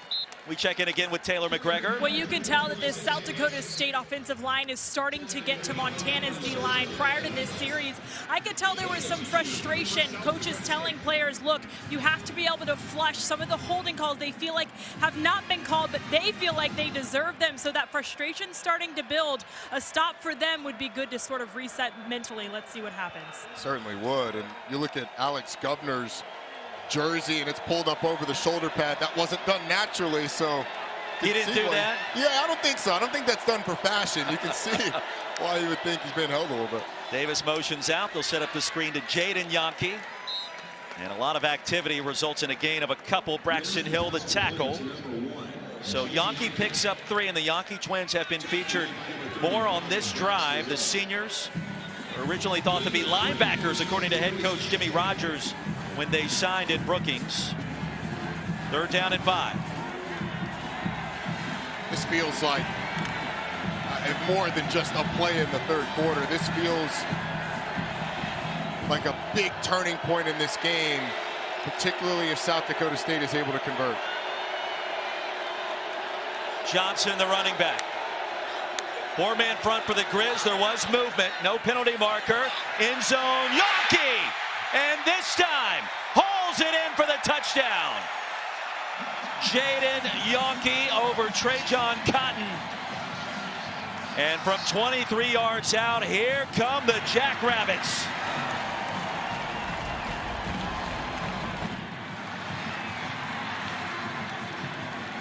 .30 career touchdown grabs for Jaden Yonke. He's got 11 now in his last 11 games. Well, how about the response? After the last time they ran this play, it was called incomplete because Trajan Cotton kept fighting the end. Well, Jaden Yonke left no doubt on that one. Great pitch and catch. Bobbled the PAT. And the try is obviously no good, and the score remains 20-3. And it felt like John Bell just lost the handle, the holder. And there are the Yonke twins, and the two are like an old married couple from what we've been told. They stopped rooming together for the first time this year. Jaden now rooming with Mark Gronowski. Jackson had before, and they kind of get after each other, as you would expect brothers, and certainly twin brothers playing on the same team. Yeah, I mean, you spent your entire lives together. There's plenty of stuff to argue about. But what a play on the touchdown. And commend South Dakota State for going back to that matchup. Obviously a mismatch with the nickel against one of your best receivers. the body control to be able to flip his hips, get back to that back shoulder throw, and the delivery by Mark Gronowski was spot on. Let the bobbled snap on the extra point. John Bell, third-team quarterback, is the holder there, and it felt like maybe he just lost the grasp as the snap zipped backwards. All smiles for SDSU. Trying to go back-to-back. Garrett Graves again.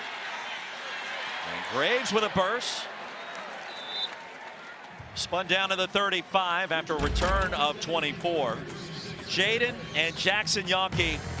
Jaden now with 30 reception touchdowns in his career, and Jackson with 29. So there's going to be something to talk about in the years to come when they're done in Brookings about who actually was able to do what. And right now, advantage Jaden.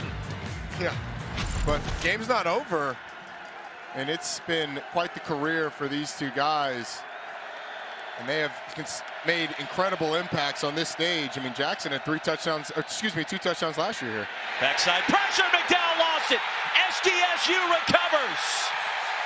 And the Jackrabbits get it back again. Going on field is a fumble recovered by the defense. First down, South Dakota State. Ryan Van Marl. Talk about being in the right place at the right time. The ball pops out right into the big mitts of old number 98. Brian Williams has been all over the place. Number 92, excuse me, that was number 94. Cade Tervier getting around, creating that pressure, knocking the ball out. This defensive line has been incredibly disruptive, punching the ball out. Ball security wasn't there from the quarterback position, and it creates a big play.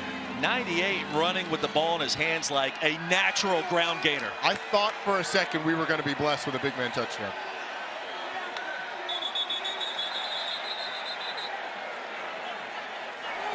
False start, number 60, offense, 5-yard penalty, still first down. Mason McCormick will back him up 5. And only for a moment does it feel like that slows down the mojo of SDSU on the verge here. I think if you're Zach Lujan, this might be a shot play right here. They're not going to expect it on a 1st and 15. You got Jaden Yonke feeling good. Jackson Yonke on the other side. I might try and land the haymaker here. Johnson, the running back. He'll get it instead. And with a slight crease, stopped by Braxton Hill. Well, Montana somehow, some way, has to find a way to either get the ball back or a quick stop as we get towards the end of our 3rd quarter. Yeah, a field goal keeps it a 3-score game. So I think at the bare minimum, you're hoping for that. You'd love for this defense to come up with more magic. Had turnover earlier in the game, interception they've been able to force. See what they come up with. Bobby Houck talked with us this week about how SDSU just will start to lean on you when they get it going. The cutback by Yonke. And a sandwich of defenders brings him down to the 15. A gain of 7. It'll be 3rd down. Tenacious blocking on the perimeter helped create that big gain. Blocking by Jackson Yonke, being able to get some of those defensive backs out of the way, give his brother Jaden some room. Now you're in a 3rd, very manageable.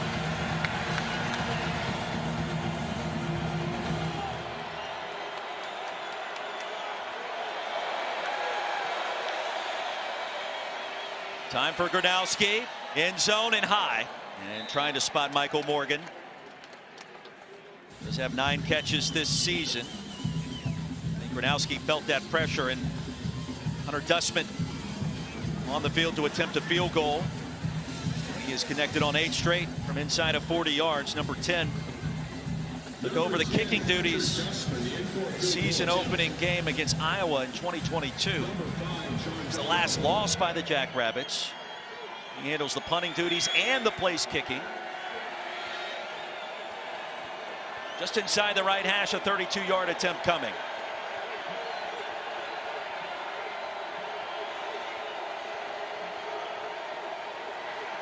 Problems on the whole. Dustman had to stop and then start. And it does not matter. Quality. Place kicking under duress. The FCS National Championship. How about the calm nerves by the kicker? I mean, unbelievable. So we've got another kicker that also punted. How about the all-time leading scorer in the National Football League, Adam Vinatieri, played with the Jacks from 91 to 94, a 4-time Super Bowl winner, 3 with the Patriots, 1 with the Colts. Is actually the most Super Bowl wins for a place kicker. Bit of a tradition there in Brookings. I don't think you can credit Dustman enough there. There was nothing easy. As a former kicker, I was going to say, you know how much harder that is, how hard that is, much better than I do. It's almost like if you're on the tee box attempting to hit a shot with your driver, and you have to stop mid-swing, come back down and try to still hit it. Wait, you're not supposed to do that? Is that what you do? It's exactly why my swing is all wrong. You've been hanging out with Charles Barkley. They have avoided kicking to Junior Bergen the last 2 kickoffs. I would continue to do that.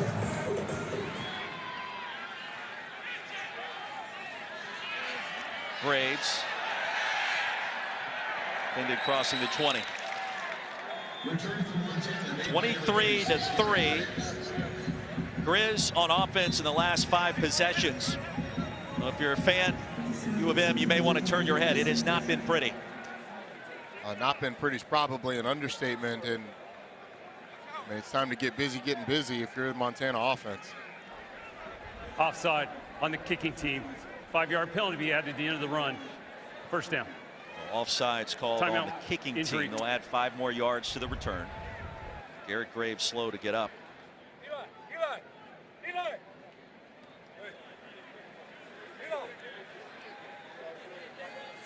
51 seconds remaining in our third quarter, a quarter that has been dominated by SDSU.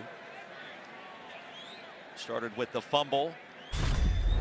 Correction, South Dakota State has taken the option to re-kick. Graves just took an awkward tumble. Fortunate to hold on to the football. Finally up on his feet. North Dakota State has taken the option to re-kick. I believe was the last announcement. Correction, the 5-yard penalty being forced on the kickoff, and we'll re-kick. South Dakota State will re-engage. 20-point ball game. Still a 3-score deficit if you are holding on to hope for the Grizz. Stranger things have happened, but against SDSU, the way they put the clamps on you defensively, it has been tough sledding in not only 2023, but 2022 and now 2024. And Montana has opted to put Eli Gilman back deep now with Junior Bergen. So now on the opposite side of Bergen, you have a little bit bigger threat to do some damage on a return. Be interesting to see what South Dakota State decides to do now with the starting tailback back there with Junior Bergen.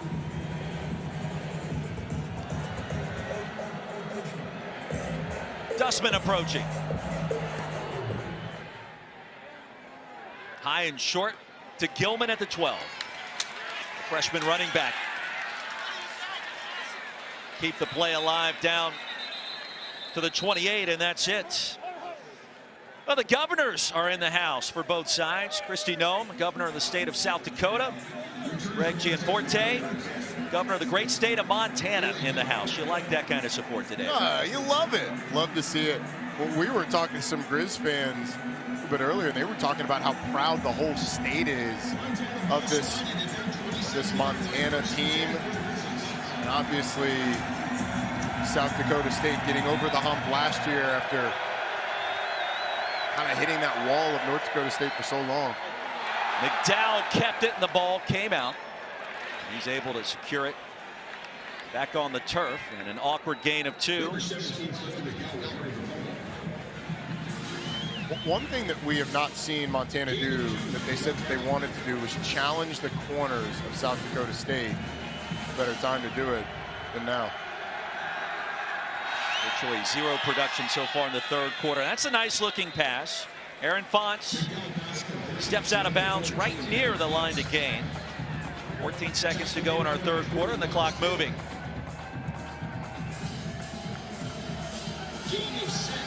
Montana's last 5 possessions. Not many yards and 3 turnovers. Less than 50 to be exact. And our third quarter comes to a close. Third quarter. Now 15 minutes to go in Frisco. Turnovers, a key factor in favor of SDSU.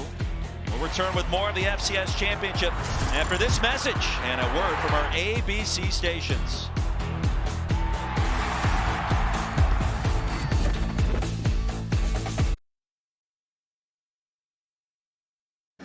Coach, what was said at halftime to create this much of a momentum shift in the third quarter? It's just playing clean. I don't know if it's anything more than what we're doing, but just playing clean. Thank you. Roy? T-Mac, Jimmy Rogers, a head coach, a man, a former linebacker, a few words, a quiet intensity. And his team perhaps on the verge. You see the dominance in the playoffs that has continued here today. Osmo will record a first down, a 2-yard gain on 3rd and 1, and still a chance for Montana. Yeah, but this is a South Dakota State team that has been utterly dominant. You saw it 145-15 in the FCS playoffs in third quarters this year. They've outscored opponents 123-14, absolutely dominating the third stanza. McDowell with time, and the crossing route is there. Bergen, here comes a penalty marker. Adam Bach, the tackle, right at the line to gain.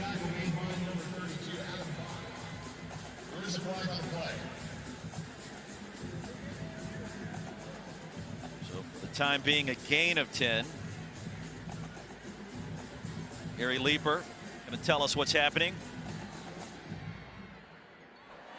Personal foul, face mask, number 32, defense, 15-yard penalty, be enforced from the end of the run, automatic first down. No, Bach didn't like the call. He made an incredible play in our first half to stop Montana on 4th and goal from inside the 1. That time will cost his team quality penalty yardage. That right hand does look like it gets the face mask of Bergen. It's not much or for long, but it's definitely a face mask. It's the definition of graze, but that is a penalty. McDowell goes underneath Osmo. That route has been there. It feels like that's been Montana's best offensive play today. I know, and you're going to have to create something down the field at some point. You've got to instill in Clifton McDowell, if you get the right look, give your receivers a chance to make a play. On 2nd down, the toss to Osmo. Has to jump on it, and he falls down on the fumble at back of the 40. Instead of 3rd and potentially 5 to go, now becomes 3rd and very long. Yeah. It's just a bad toss from Clifton McDowell. You can't really see it from this angle, but it's out in front of Nick Osmo. It's kind of hard, it's low. Really tough for a running back to deal with. You're definitely in 4-down territory though, Roy, so you just need to get some chunk. You don't have to get the whole thing on 3rd down. Analytics suggests 4th and 12 or less, you're going for it. I'd say as long as it's 4th and 50 or less, you should probably go for it. I like the Jones analytics better there. 3rd and 13, and McDowell floats one, looking for Bergen, man-to-man coverage. Tucker Large was there. Because that ball is inside, Junior Bergen just never has a shot. If that ball is up into the outside or even on the back shoulder, then you've got a chance. You've got so much room when you run that route from the slot. You've got so much room to the sideline to work with that you want your quarterback to lead him towards the numbers. I like the idea, but the execution just not there. Grizz 1 of 2 on 4th down today.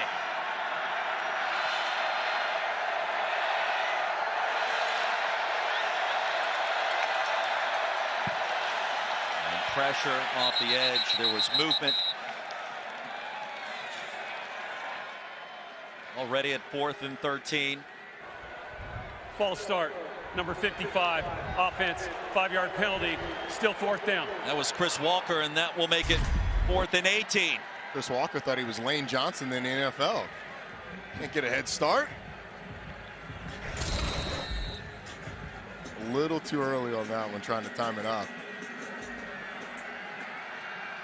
Now, 2 things are critical. Number 1, you have to get the distance. Number 2, even with a 3-man rush, you have to give Clifton McDowell some time. He's been harassed today. He'll step up here. Throws it back across his body. Osman's got to go. Osmo going to pick up the first down. A gain of 21 on 4th and 18. Not sure I would have advised the decision by Clifton McDowell to check it down, but he saw the space that his running back had, just gave him an opportunity, and Osmo does the rest. The determination and the burst, the decisiveness to get up the field, well done by Nick Osmo. And a timeout called by South Dakota State. Prior to the snap, Rogers wants to talk it over. South Dakota State. That's their second 44 to go. of the We half. step aside in Frisco. Here at the FCS National Championship.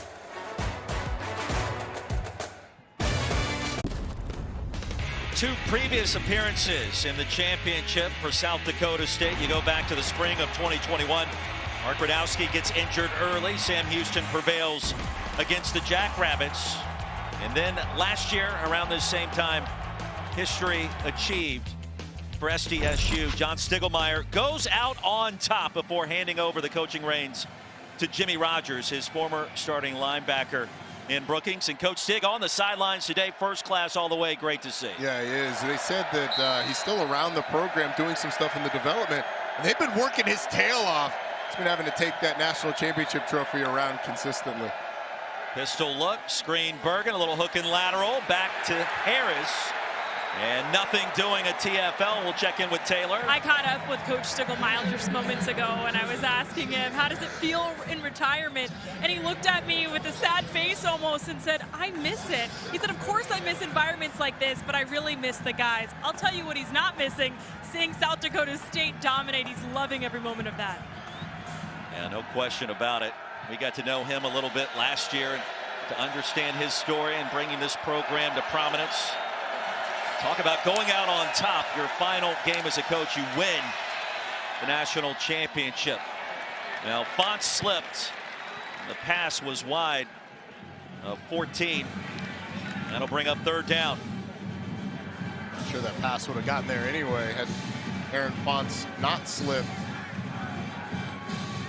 But how about the Grizz pulling out the hook and lateral first down play? Really well done by that South Dakota State defense of snuffing that out. Tucker Large who has played an extra large role today. He said this week, in terms of talking to Jesse Bobbitt and Jimmy Rogers, Tucker Large, best player in coverage. He's not been fooled today. McDowell's going to be sacked. A loss of 2 more. It'll be 4th down and long. There was just nowhere to go in the pocket for him. It was a twist up front that collapsed the pocket. Now you've got another 4th and long. But Quentin Hicks gets the sack. He was all the way as the left defensive end, right side of the offensive formation, comes all the way around to the other side to get in the backfield. Cale Holston also involved in that sequence. 4th down and 19. He converted on 4th and 18 moments ago and picked up 21 yards. Eli Gilman's got a long ways to go, and I don't think so. Stopped at the 20, and the Jacks will get the football back. Dyshawn Gales was not fooled, and this defense continues to flex on the FCS in 2023, now 24. It is a great job by the Jackrabbits defense covering down the field and forcing Clifton McDowell to go to the check down on the field. But it felt like he had more time to let his receivers work downfield. It was this sack. It was a sack that set it up, and then the 4th down stop gets the Jackrabbits the ball back.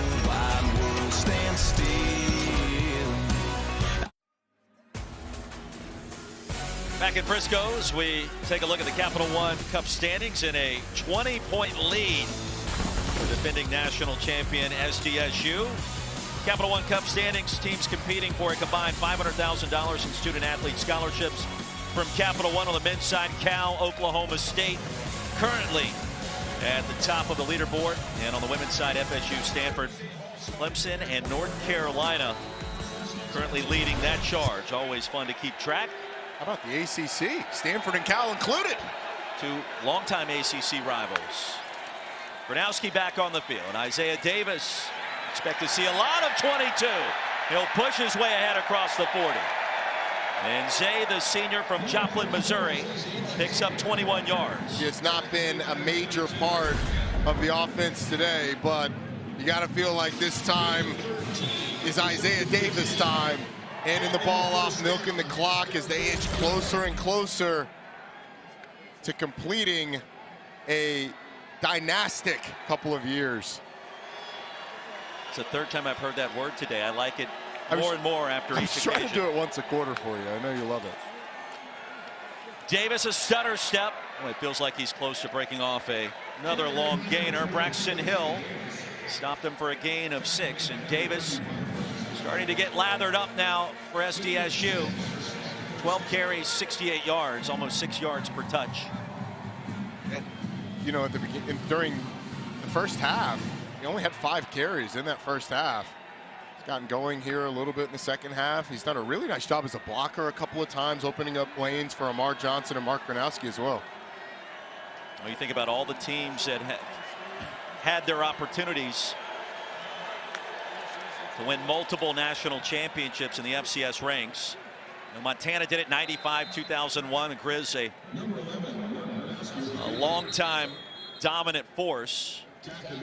North Dakota State started to take over around 2010 in that run of 9 national championships. Of course, the Bison eliminated by Montana in the semifinals up in Missoula just a couple of weeks ago. But now here comes South Dakota State and a chance to go back-to-back. And with the talent Jimmy Rogers has amassed on this roster going back to Coach Stig, the job that he did for so many years, regardless of how this game concludes, you get the sense that SDSU next year, after losing all these seniors, still likely not to go anywhere. That pass batted down and nearly intercepted. You know, Cale Edwards, numeral 0, able to swat that one, almost rejected it like the Kimbe Mutombo. And after all of that, it'll be 4th down and 4 yards to go. And Henry Noose, number 96, almost had an interception in the backfield. Big fella going up, trying to bring it down, not quite able to get it done. It's a really nice job by Cale Edwards, and then Noose goes up. I think you have to give Garrett Greenfield a PBU. That is a PBU. I mean, it's not often that you see it on a big man stat line, especially a tackle. That was a great pass breakup. Getting his hand in, ripping it out. His first team all MVFC, Missouri Valley Football Conference, was Greenfield. 6'7", 320 pounds, the senior. We talked about his NFL potential. Show that play on the highlight reel by the time we get to April. Bergen awaits, end over end, a fair catch called for and made at the 12. A punt of 40. Grizz get it back, trailing by 20 when we return.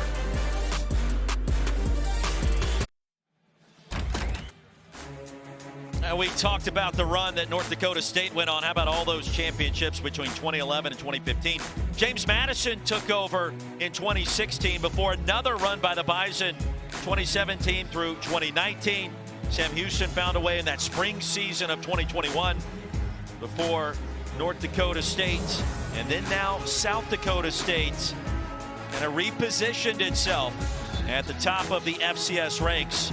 And perhaps now, Ronnie Jones, a changing of the guard occurring if South Dakota State holds on here to go back-to-back.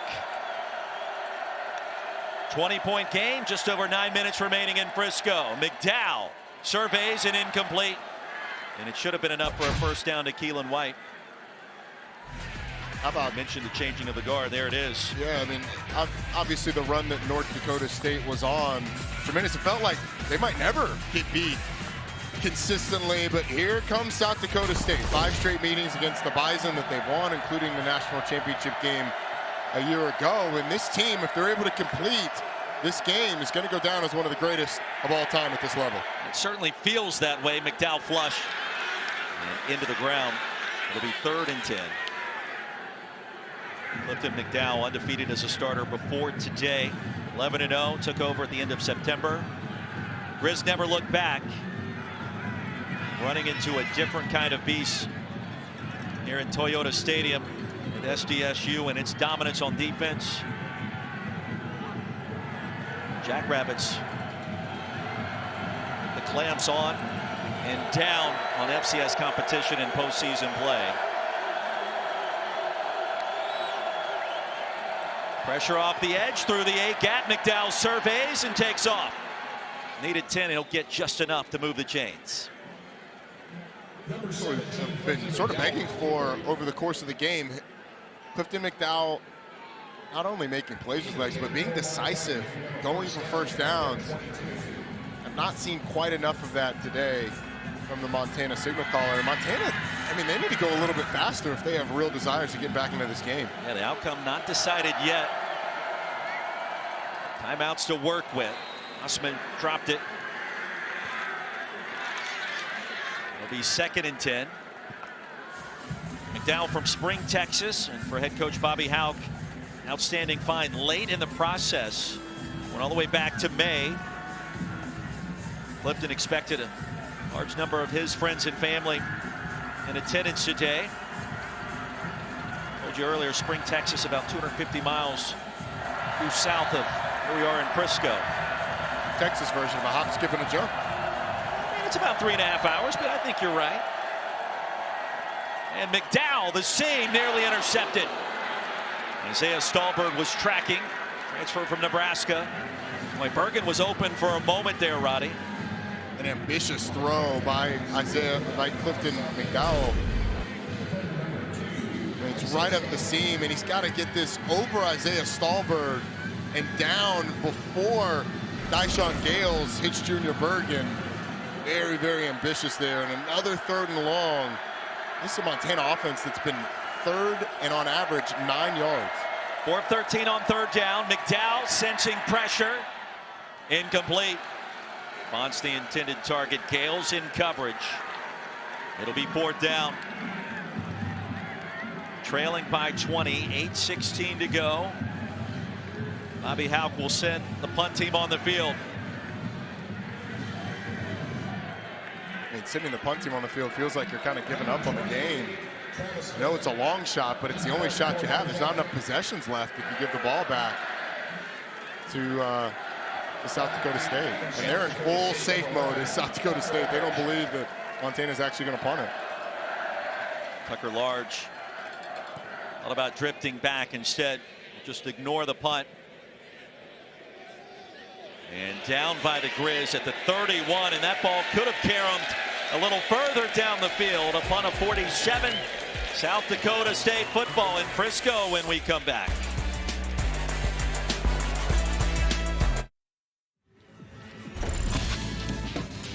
Well, the Miracle League of Frisco is a sports organization for special needs children here in North Texas.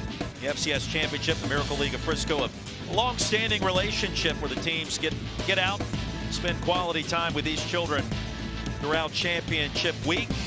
Both teams arriving more than 4 days ago in a great scene here on the practice fields just outside of Toyota Stadium.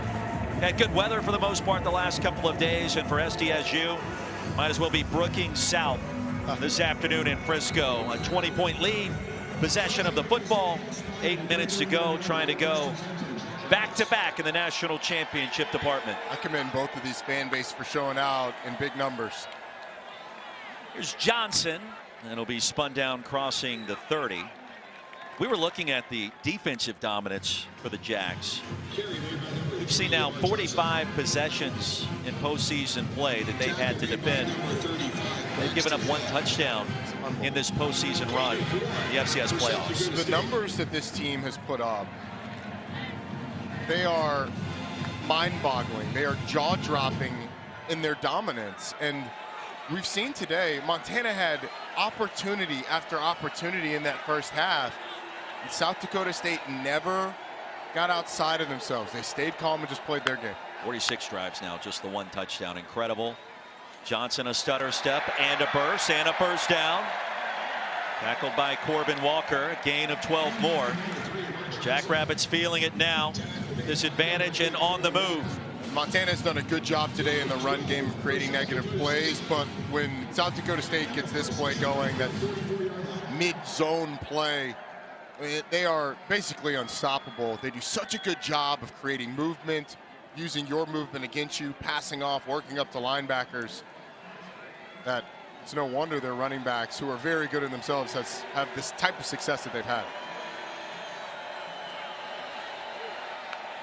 Under 7 minutes to go. Gronowski wants to throw it. Heaves one deep. And looking for Yonke, one of the twins, incomplete at the 10. It was Jackson covered by Gradney. When you talk about some of the all-time great programs in the FCS ranks, look at the teams that have gone 15-0 or better. And the list isn't very long. These are the teams that were able to execute that and win the title. Most recently, North Dakota State. 16-0 in 2019, Roddy. Yeah, that Marshall 1996 team outscored opponents by 29.8 per game. We didn't think we'd see anything close to that until this team. So I think this team is going to be looked at right up there with that 96 Marshall team as one of the greatest ever. Pass may have sailed backwards to Davis. Kel Edwards drove him out of bounds. There was an interesting article written by Bill Connolly on ESPN.com this past week, suggesting, according to some analytics and what he thought about the Jackrabbits, if you place this team in the Big Ten West, it would have won that division this year. When you look at the offense, the NFL talent, and he also said he believed that Jimmy Rogers' club is good enough to be ranked in the top 25 of the FBS, Roddy. I do agree with that last statement. Now, would they have won the Big Ten West? I don't know. They're 7-3 in Kinnick Stadium is always a possibility going the Hawkeyes' way. But I certainly think that this is a top 25 FBS team. I mean, the quarterback play, the play that they have at the skill positions, more importantly, Roy, it's the line play that sort of separates them from the rest of the teams at this level. 28 consecutive wins. You mentioned the loss at Iowa. That 7-3 score. Jacks didn't give up a touchdown in that game. 2 safeties and a field goal for the Hawks. Iowa's not exactly in the business of scoring touchdowns. Haven't been for years, but it was a tremendous defensive performance. And they walked away from that game feeling like they could do something special, and they absolutely have over the last 2 seasons. A sweet redemption for Jimmy Rogers. His final game as a linebacker for the Jacks against Montana in Missoula in the playoffs, in a contest in which SDSU gave up a 27-point second-half lead to be eliminated in the postseason back in 2009. We asked him about it yesterday. I said, Coach, how do you feel about the Grizz? And he said, I don't love them. Take a look at some of the longest winning streaks since the turn of the century. SDSU would tie Georgia at 29 with a win here today. I mean, it kind of feels like this SDSU team shares a lot of similarities to that Georgia team. A long time, a team that for a long time couldn't quite get over the hump, had a rival that was, its own dynasty, close, nearby. Now that they've gotten over it, it looks like they're going to continue to extend that win streak even further. 23-3, just over 5 to go in Frisco. And Gilman dropped it. We'll check in with Taylor. One of the things we've seen out of South Dakota State all week long is a level of intensity and focus that's hard to describe, but you can tell that this team has won 28 games in a row. And I'm standing down here on the sideline now with this Jackrabbits team up by 20 points with 5 minutes left in the fourth quarter, and I still feel that intensity. Yes, guys are smiling a little bit, but they know this game is not over yet, and it's impressive, guys. I think the most impressive thing is the fact that this team judges itself by its standard and its standard alone. Pass out of bounds. McDowell hit the deck. And that'll bring up 3rd down and 10. We were talking to some of their players yesterday, and they kind of told us about games this year where they would walk out of it with a dominant victory, and because they didn't live up to their own standard, they were disappointed and would go into practice that next week with the desire and the hunger to get better. When you've got a 20-plus game win streak, to be able to do that, you can tell the culture of South Dakota State is firmly entrenched. And this senior offense, or this senior-laden team, plays every play like it's their last, if you saw in the back of the helmet. 7 straight incompletions for McDowell. 3 drops included in the mix, make it 8. And 3 and out forced again by SDSU. Decrease the pressure It'll be 4th and 10. It was Jason Freeman who told us yesterday, and it gave me chills after hearing it. We asked him about the pressure of a 28-game winning streak, of winning back-to-back national championships. And he said, you know what, guys, we aren't afraid to lose. It's as simple as that. We are not afraid to lose. It's how we play. It's how we live. And in a sense, Roddy, it feels like that removed all the pressure from this team this season. It's a team that has such great connectivity, such incredible belief. Look, they know how good they are. And if they play their game, unbeatable. Tucker Large fought the sun after a punt of 40. And the fair catch secure. Number 1, Michigan. Number 2, Washington. Tomorrow night, the College Football Playoff National Championship game. It's presented by AT&T. 7:30 Eastern. ESPN will be the place to be from NRG Stadium, right down the road in Houston. We'll have pregame coverage all day long. And, of course, cover the game on every platform, TV, radio, and digital. So many ways to watch and listen to the biggest game of the year. Roddy Jones, Michigan, Washington. Who do you like tomorrow night? I like Washington. There's something about that Washington team. 10 straight games they've won decided by 10 points or less. The one that was decided by 10 was USC. I think Michael Penix is playing too well. I think it's a close game. But I like Washington. Who do you like? 30-24 UW is my early guess. But yeah, a battle of contrasting styles and wills. The top passing offense in the country, best defense in America, and let's see who prevails. Penix versus the Maize and Blue. The question is going to be, can Michigan get pressure on Michael Penix? We've asked that question all year long, and the answer has been no to every single team, including Texas, whose defensive line talent is better than Michigan's. I do think Michigan's secondary is better than Texas's, but it's not as good as Washington's skill. Those defensive numbers for Michigan are minuscule, but Big Ten not the best offensive conference this season. Isaiah Davis probing his way now to a big gainer. Jump cut. Back down inside the 35. Davis starting to stockpile the yardage. Jackson Lee the tackle after a gain of 15. You talk about Washington. One quick story that A.J. Forbes relayed to us yesterday, the starting center for Montana. He said, in a way, we feel like we're responsible for the Huskies playing for the national championship. And we asked, well, what do you mean, A.J.? And he said, well, we went to Seattle and we upset Washington under former head coach Jimmy Lake. And that kind of kick-started this whole process of Kalen DeBoer, Michael Penix arriving in the Pac-12, now the Big Ten. And so they've had a good laugh in the building in the last week or so after Washington was able to secure its path to the national championship game. But yeah, this Montana team went to Seattle just 2.5 years ago and won. And beat a top, I think they were in the top 20 Washington at the time.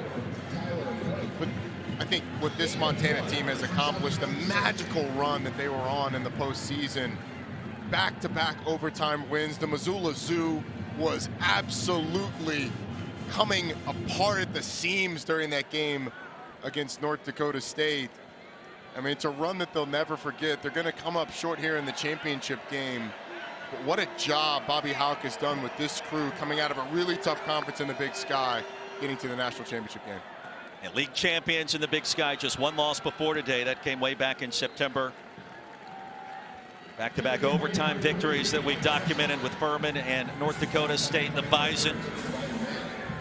And Montana certainly appears to be on its way back with head coach Bobby Hauck, who has done a great job not only as the head man and CEO, but the special teams coordinator, getting Junior Bergen kind of going and what he's been able to do this year. Clifton McDowell, his development. It's been a remarkable story, a comeback story in Missoula. And I think the learning points coming out of this game is taking advantage of the opportunities in the first half. How differently could the game have been? We were able to punch the ball in the end zone a couple of times in that first half and made South Dakota State really chase you in this game. It was Adam Bach. What appeared to be a path for Eli Gilman to cross the goal line. And Bach, using every fiber of his being, kept Gilman, Jerry Rice, FCS Offensive Freshman of the Year, out of the end zone. And what certainly was the play of the day. And well, you wonder what this game would have looked like if that outcome was different right at the goal line. So on 4th down, Hunter Dustman trots on the field. His career long of 49 yards came against South Dakota. Trying to do his best Adam Vinatieri impersonation here at the very end in Frisco. I'm not gonna lie to you. I'm not sure I'd kick the field goal here. I think there's too many things that can go wrong. Snap over your head. You've already struggled the field goal operation today with some bobbles from the holder. If it gets blocked, could be returned for a touchdown. It's a 50-yarder. I mean, I think you either go for it or you punt it. I think you're kind of in that no man's land with a worst option here. The most dangerous option certainly is a field goal. And even if you make it, I mean, there's no time for Montana in this game either way. But the one way you could give them hope is a blocked field goal that was returned for a touchdown. Now Dustman has missed 3 of his last 4 attempts over 40 yards. This one would be from 50, unless you want to try some kind of crafty pooch punt. Just remember Dustman, yeah, he also handles the punting duties. And like if you're looking at timing-wise or from a score standpoint, if you do think it's possible that they can get back into it, a 23-point lead is still a 3-score game, as a 20-point lead is. So now they're going to talk about it. And Mark Gronowski back on the field. Dustman retreats. And it was Gronowski that was waving to the SDSU fans right behind their bench as he trotted back on. It is 4th down and 7, only 97 seconds to go. Now for Gronowski, too, the comeback story. It was completed a year ago after being injured in this game in the spring of 2021. He missed the ensuing fall. He'll pooch punt it down. And a wobbler. Karams out near the 11-yard line. But it was Gronowski that missed that following season. Returned last year. And only the one loss to open the year against Iowa. And defeating NDSU handily. Approaching 29 straight wins. And in these playoff runs, Roddy, domination. Domination, to say the least. I mean, I'm not sure I've ever seen a team this dominant. Not even those Georgia teams that we've compared them to in recent memory. It's been an incredible run. And look, they're going to turn over a lot of guys. There's a lot of COVID years out there, but a lot of seniors. So Jimmy Rogers is going to go sort of into a different phase next year, but this run has been incredible. Keali'i Ayat, the new quarterback. So McDowell's afternoon comes to a close.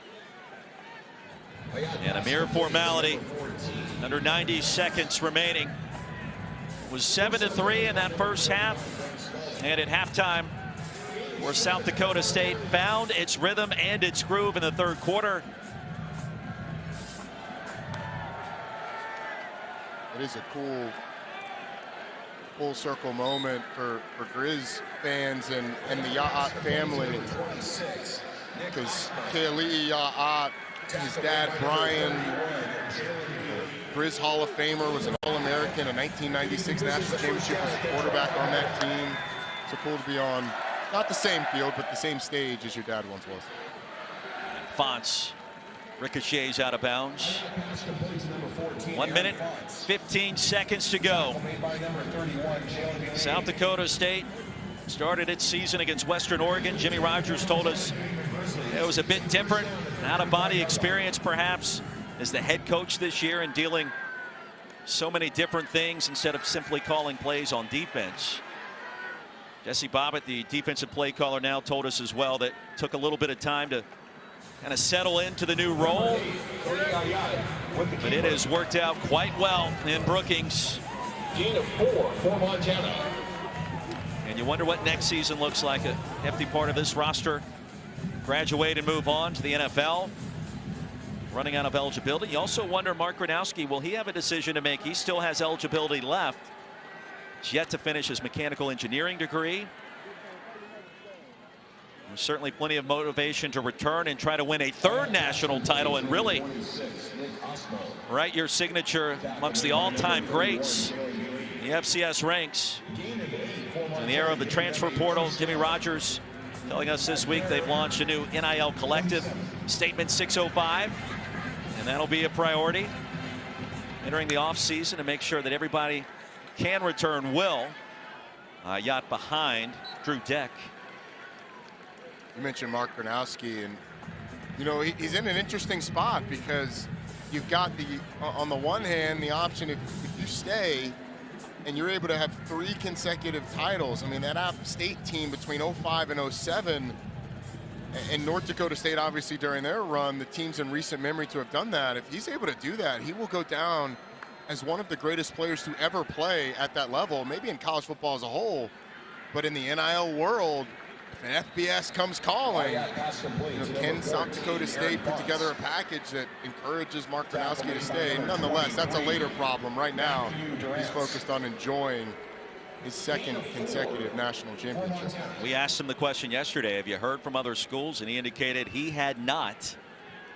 So a lot to potentially unpack there, but Gronowski, Jackrabbit through and through, as is that man, Jimmy Rogers.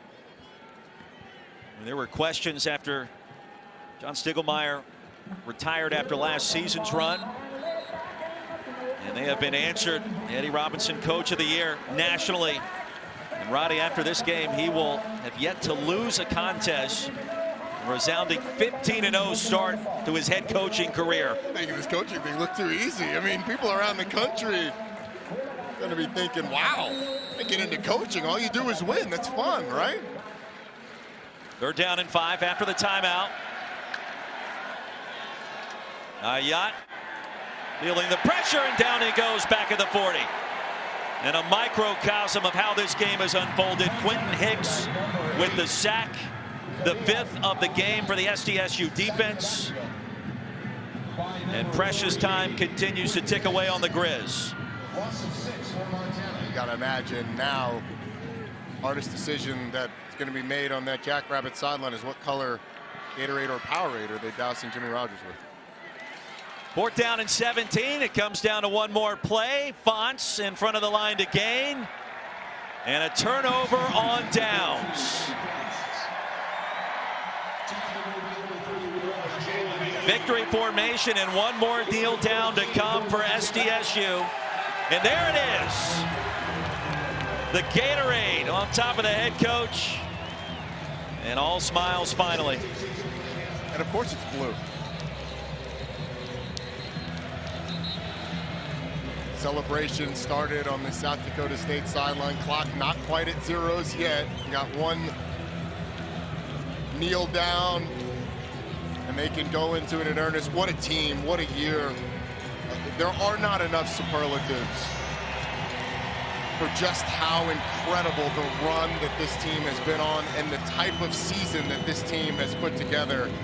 It's a special group, Jacks fans, and be able to see him take one more snap as a unit. Gronowski under center, and that will do it. Time ticking away in Frisco. Back-to-back Jacks, and South Dakota State wins another national championship.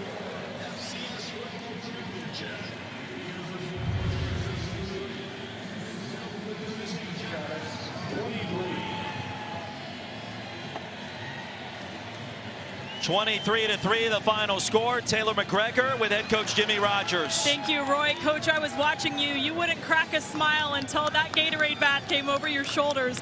What was going through your mind in that moment?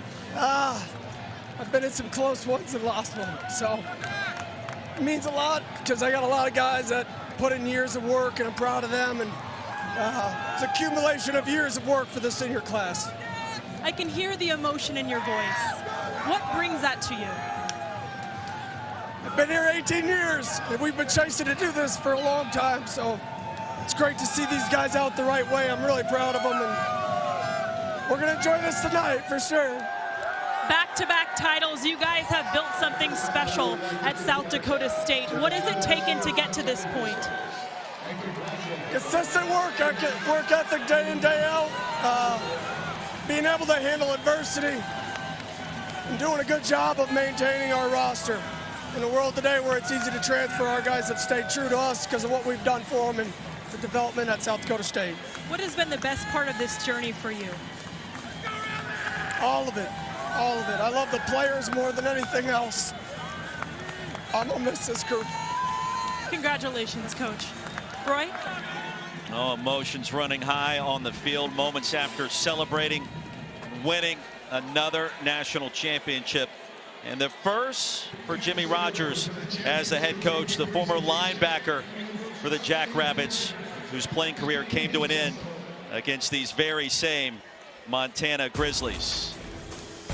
Coming up, the trophy presentation, but how sweet it is for Jimmy Rogers as the Jackrabbits bring another national title home to Brookings.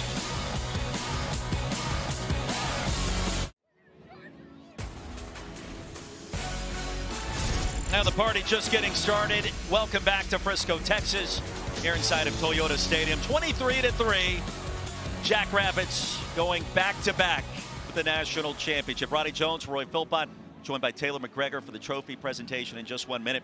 Roddy, what did we witness here today as Jimmy Rogers and his team find a way? History, man. History. Some adversity in the first half, 2 turnovers, but that third quarter, they did what they've done all year, which is absolutely dominate. 16-0 was the score differential, but the momentum differential was about 1,000,000 to 0 as they really took control of this game. Well, it was Mark Gronowski. It was the defense. It was all the big plays that went down in that third quarter. Time now for the trophy presentation. We'll send you down to Taylor McGregor. T-Mac. Thank you, guys. Well, congratulations, and is it time to say, how about them Jacks?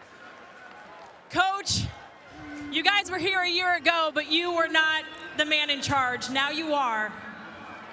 Can you finally raise this trophy like you guys did a year ago?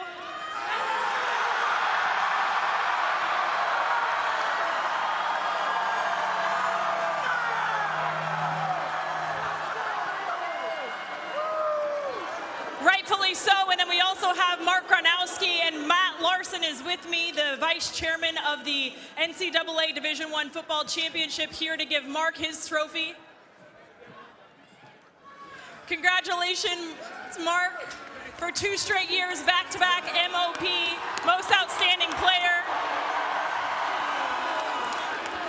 I talked to Coach on the field, and he described the emotion. For you, on this team, how would you describe what makes this group special to achieve something that not many people have done before? Hey, it's just the teammates that we have, the relationships between everyone, and there's just such a great culture here, and I can't thank these guys enough. These guys are awesome.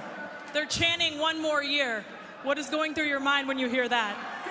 Hey, let's go Jackrabbits! Bring us back! Let's go! Let's go! 29 straight victories, back-to-back champions. What are the characteristics of a team to achieve such a dynasty? As I said earlier, it's just the relationships that bring everyone so close. We got seniors hanging out with freshmen. We got everyone just together as one unit. It's not just defense and offense, special teams. It's together collectively as one team. So I think that's the biggest factor. Well, congratulations to you. Congratulations to all of your teammates up here. First-year head coach Jimmy Rogers. The Jacks are back on top. They never left, Roy. No, they did not. 23-3, the final score. And back-to-back national championships secured by the Missouri Valley Football Conference champions in impressive fashion again, back-to-back seasons. It was certainly impressive. I mean, it's as dominant a season as anyone's ever had at this level. They may have peers, but no one's been better. Absolutely incredible. The consistency through a transition from coaches, the consistency by the players, tremendous. Congratulations, South Dakota State. Enjoy it. 29 wins in a row, and what a scene it will be to start 2024 coming up later this fall. Our producer, John Kettering. Our director, Charlie Reynolds. Roddy Jones, Taylor McGregor, Matt Austin, and our entire hardworking ESPN ABC crew. I'm Roy Philpott saying good afternoon. Thanks for watching this presentation of college football on ESPN, and congratulations to South Dakota State, national champions.